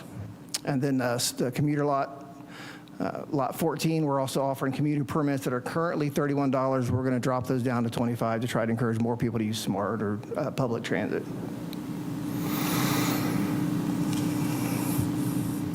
As we keep going, the permit spaces, these are some of the new ones we talked about. I want to highlight the first line, the 800 block of 4th and Hope Street. Councilwoman McDonald, you asked last time how we were going to create those. They're currently permitted spaces. We're going to keep meters there, but allow people with a permit to park in those areas. So we're creating those again at $80 to try to encourage the usage from the overflow in 888 4th Street and 891 3rd Street. Residential unreserved downtown garage, something new again. We're going to propose those at $60 a month. Residential reserved downtown garages, again, to support the new developments, make sure these folks have spots, $120. Lot 13, residential reserve spaces for the cannery site. We're already seeing a large increase in permits coming from there, so we're going to continue to offer those at $50. The residential permit program right now, it's $20 per account. No matter how many vehicles you have, we're going to change that to $30 per vehicle. We do have a large number of folks who have a driveway and don't use it because they don't have to, so this will help encourage folks to, if you have a driveway or a garage, let's get those cars off the street.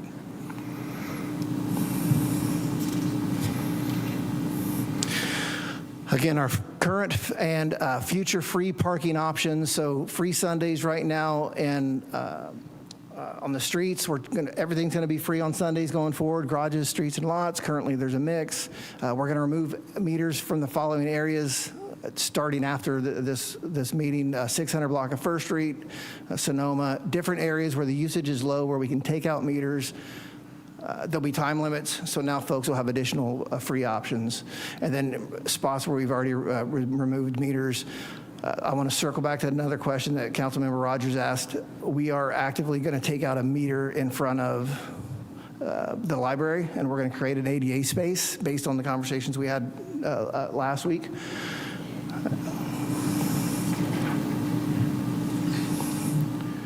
And then again, some of the things that we want to do to try to incentivize these changes and make it clear that we're helping we want to do our best to help replace first hour free with a targeted incentive for people coming to stores, restaurants. The first hour free safety issues that we're going to take out are leading to loitering, vandalism, and other crimes.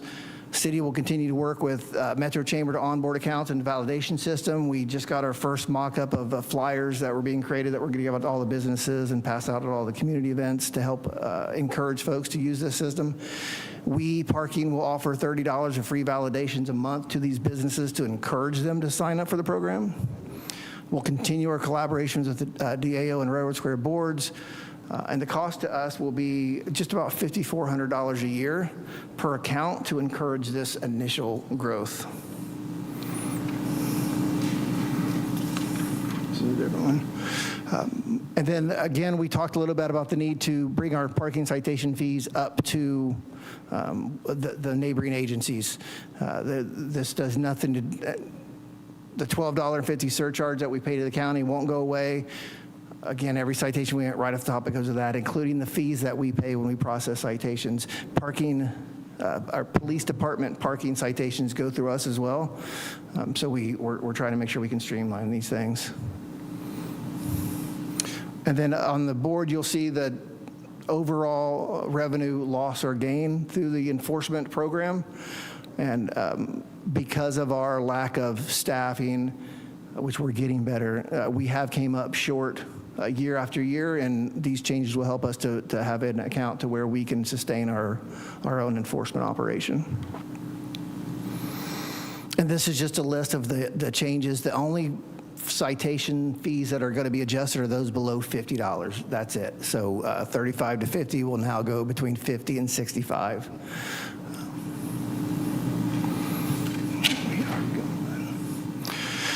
And then again, the proposed citation fee adjustment, the projected revenue, 1.674. Again, this will go directly towards the enforcement costs and help to cover those costs so we can continue our patrols and our neighborhood interactions. And then here's where we are, and here's where we started back in June 2025, and now we here are today, November 4th. And next one's questions. And do you have any questions for us?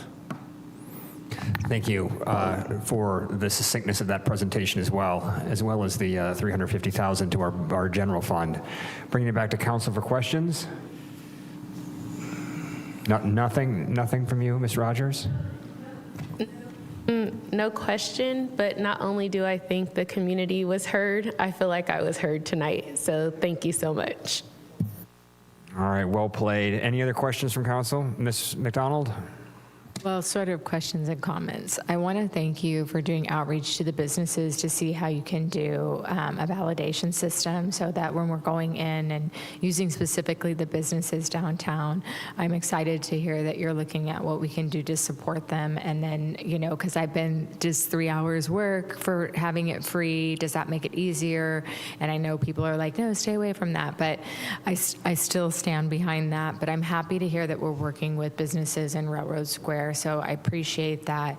And can you just give me a timeline of when that's going to start? You might have said it in the presentation, but we're, I think, at hour 10 now. So, the validation systems? When you're going to start working on that. Yes, soon. So the only hurdle we have right now is the technology implementation that we're working through with our company. So we have a validation program right now. We're trying to expand it more. So definitely before January 1. Okay. Yeah. And then I know another question that comes up all the time is the deferred maintenance on the garages. How will this help your fund with the deferred maintenances on our parking garages?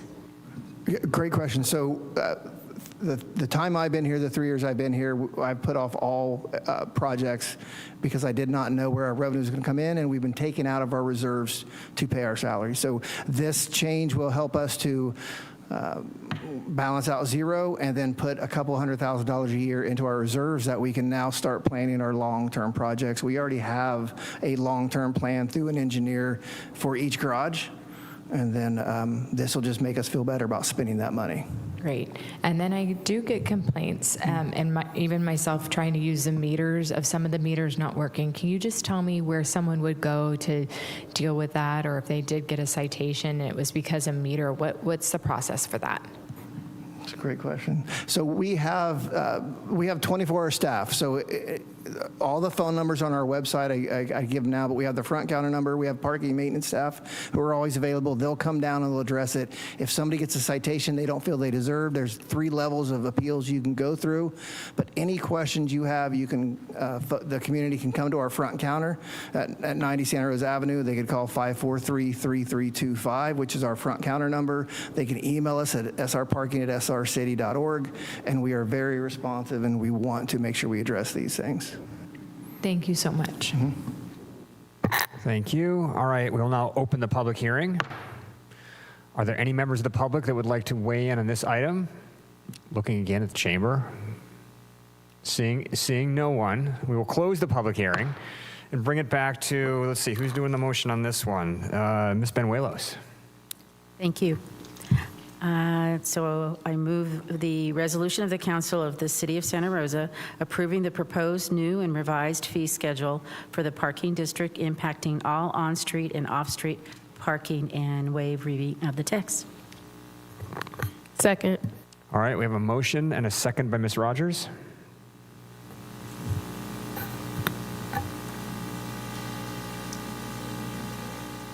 No, I was just waiting if the mayor was going to Oh, yes. give me the direction. Apologies, we're ready for the vote. Thank you. Councilmember McDonald. Aye. Councilmember Rogers. Aye. Councilmember Okrepke. Aye. Councilmember Fleming. Councilmember Benuelos. Yes. Vice Mayor Alvarez is absent. Mayor Stepp. Yes. Let the record show this passes with 6 affirmative votes. Thank you very much. And Chad and Tanya, thanks for your patience tonight. Thanks for all the work. And in seriousness, thanks for the extra $350,000 to our general fund. We appreciate it. All right, and now we're going back to our last significant item of the evening, item 15.1, a report on the adoption of the 2024 Santa Rosa Tourism BIA annual report, budget and future work plan, and continuation of the annual assessment on Santa Rosa lodging businesses. All right, it's been a busy night for you, Gabe. Scott and Gabe, welcome. Hello. Thank you. Good evening, Mayor and council members, City Manager. My name is Scott Adair. I'm the Chief Economic Development Officer for the city's Planning and Economic Development Department, and I'm joined here today by our Department Director, Gabe Osborne, here to present on the 2024 Santa Rosa Tourism Business Improvement Area Annual Report, Budget, and Future Work Plan. The SRTBIA was established by City Council in May of 2010 through Ordinance 3946 under the Parking and Business Improvement Law of 1989. The purpose of this is straightforward. It is to fund programs, services, and activities that promote tourism in Santa Rosa and support our lodging operators. The assessment is structured through a 3% fee, which is collected from guests who stay overnight in Santa Rosa lodging establishments. These funds are dedicated to tourism and marketing activities, which are intended to drive overnight visits. Lodging operators remit these assessments quarterly to the city. After a 2% administrative fee is retained, the remaining 98% is distributed, with 30% to the city's Economic Development Division and 70% to the Santa Rosa Metro Chamber, which manages activities under the tourism marketing contract with the city and also manages the California Welcome Center. The governance for the SRTBIA is shared between City Council, staff, and the SRTBIA Advisory Board. The Advisory Board is appointed by your council. It makes recommendations on the use of the funds and prepares the required annual report each year in accordance with state law. City Council adopts this annual report, and it has done in previous years, the budget and the work plan annually. This is done to ensure transparency and oversight, and is also done in accord with the California Streets and Highways Code requirements. Staff in the Economic Development Division provides support and liaises between the SRTBIA Board and Council. Over the past 5 years, as is indicated on this screen, on this slide before you, the SRTBIA has seen consistent growth in annual revenue from its creation with an amount of just over $1 million in 2020 to over $2 million in 2024. This growth reflects both increased tourism activity in the region, the efforts of city staff and our partner, the Santa Rosa Metro Chamber of Commerce, and also the resilience of Santa Rosa's hospitality sector. These funds are directly reinvested into programs that strengthen the visitor economy and drive tourism into the region. So attached to this item today and before you this evening is the SRTBIA Annual Report, Budget, and Work Plan, which are structured as 3 complementary documents packaged into one. The annual report outlines the previous year's activities and expenditures. It also lays out travel and tourism analytics. The budget identifies how the assessment revenues have been used in the past and how they're anticipated to be used moving forward. And the work plan expands activities to better align with today's tourism landscape. The SRTBIA Advisory Board did meet on September 25th to review and approve the same annual report, budget, and work plan, which is before you this evening. As required by law, this report does include any proposed boundary changes, activity improvements, estimated costs, and other funding sources. However, no boundary or assessment method changes are being proposed this year. And I realize I'm moving through this very quickly, so. And thank you for that. The new work plan is forward-looking and was created in close collaboration with the SRTBIA board members, our tourism regional partners, local partners, and with the Santa Rosa Metro Chamber. It allows new flexibility to be amended annually. It includes several new key updates which did not exist in previous iterations of the plan. It shifts administrative and clerical duties back to staff for efficiency. It includes the development of a Santa Rosa-specific tourism strategic plan. It includes expanding collaboration with other regional tourism partners, evaluating SRTBIA board operations for efficiency, including evaluation of processes, board composition, and meeting frequency.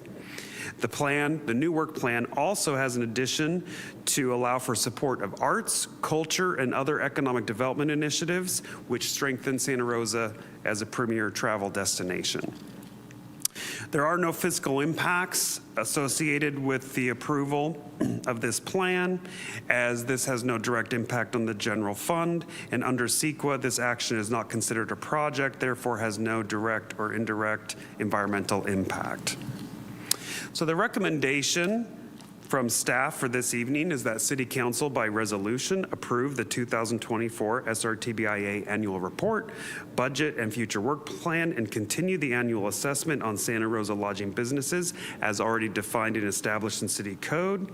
This action will allow us to maintain strong and data-informed tourism program, which supports local jobs, enhances our visitor experience, and reinforces Santa Rosa's role as the North Bay's hospitality hub. This concludes my presentation. I'm here to answer any questions that you may have, and also would like to highlight that our partner, the Santa Rosa Metro Chamber, is also in the room as well. Thank you very much. Thank you, Scott and Gabe. Excellent presentation and very timely. Bringing it back to council for questions. You have 2, like literally a couple? All right. Ms. McDonald, the floor is yours. Thank you, Mayor. I just had a question on slide, I think, or on the packet, page 10. It referred to short-term rentals, and I just wondered if there had been any projections of what we are going to see on income from the short-term rental TOT, since that was passed in 2024. I'm not sure if that was part of this budget yet. So this budget does focus on the BIA portion of the assessment, which is placed on hoteliers and is separate of the TOT, which is generated by hoteliers and short-term rentals. However, yes, to answer your question, looking at board composition and the impacts of whether and how STRs are being represented or not being represented through the process is part of the new work plan work that will be conducted in the following year by staff. So just so I'm clear on that, Scott, then we aren't going to see an increase to the STR BIA on this one, on short-term rentals? That just goes straight to our TOT funds? I'm sorry, I thought you were capturing some of that with this as well. There's no additional assessment being proposed for STRs. Our TOT rate increased from 9% to 11% in January, as you're aware. The BIA rate is intended to remain the same at 3%. Okay, thank you so much for that clarification. That was not clear to me, so I appreciate that. As far as the Wednesday night markets, does any of this money that goes to the BIA support that particular downtown event, which we know draws in a lot of people, and is that part of the work plan? Yes, it is. And these BIA funds have been used in the past to support events such as Pride, Country Summer, Wednesday night market, and other events that are occurring in the square. Okay, thank you. And then the last was, when were we voted in the 10th best beer city in the nation, and how are we going to capitalize on that?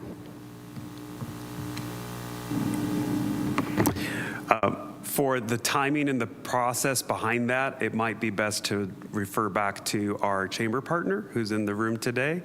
This was accomplished through a lot of their work under the Visit Santa Rosa initiative. But yes, we certainly are looking at how we can capitalize on that. That is part of the impetus behind why we're recommending the development of a new Santa Rosa specific tourism strategic plan, which we have not had in the past previously as a community.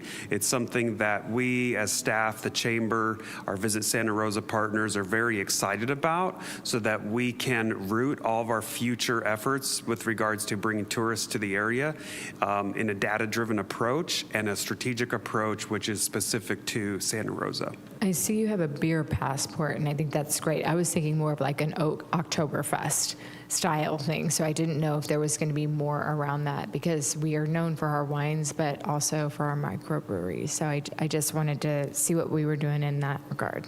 But thank you for the presentation. We're definitely looking at all of those, yeah. Thank you. Thank you so much for the presentation and for the work. All right, any other questions from council? We will open this up to public comment. Again, we have Visit Santa Rosa, and we have the chamber here. Any comments from either of you? Thank you both for being here and for all the work. All right, no other members of the public present. We will close public comment and bring it back to the council for a motion. And I think this one is Mr. Okrepke. Thank you, Mr. Mayor. Thank you so much for the presentation. A lot of information in there. Didn't know Santa Rosa, or at least our social media, was so popular in Poland, of all places, but it's a top 5. Cool. And so it was all you and your recent trip to Poland. It's pretty interesting to see. Sorry, we're all a little punchy after today. With that, I will move a resolution of the Council of the City of Santa Rosa accepting the 2024 Santa Rosa Tourism Business Improvement Area Annual Report, adopting the budget and future work plan, and approving the continuation of the annual assessment of Santa Rosa lodging businesses. Second. We have a tie there. I'll give that one to Ms. Fleming for the second. Madam City Clerk, whenever you're ready. Thank you, Mayor. Councilmember McDonald?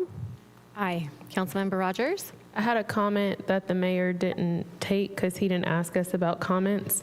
So really quickly, I want to say that I was very concerned coming into the Santa Rosa airport about tourism and not seeing us having a lot of brochures or anything there. And with respect to that, I have heard continuously from people that live downtown that there is always something going on in the square in downtown. So they are very happy, and that is why they are there. And I think that that is what is going to attract people to the housing that we have downtown. So I think you guys are doing a great job. So thank you, and I will say aye. Thank you. Councilmember Okrepke. Aye. Councilmember Fleming. Councilmember Banuelos. Aye. Vice Mayor Alvarez is absent. Mayor Stapp. Aye. Let the record show this passes with 6 affirmative votes. All right, Gabe, thank you for a long night. Scott, thank you. And to the Chamber and Visit Santa Rosa, thank you again for all the work. All right, we will move ahead then to item 17.1. Just a notice that we do have a written communication regarding quarterly boards, commissions, and committees, our committee attendance report. We will do a final public comment on non-agenda items. Are there any members of the public here who wish to comment? There is one. All right, we've got one public comment. Sir, the floor is yours. Actually, I wanted to talk to Gabe if he has a minute. I'm trying to get a building permit to build a small little ADU. It's been almost 9 months, and there's a lady at the building department, a plan checker, who's just putting it through the grinder. Please, Gabe, if I could just talk to you about it. Thank you so much. That's all I got to say. All right, thank you very much. Seeing no other members of the public present, we will close public comment, and we are officially adjourned. Thank you, everyone. You've had a busy night.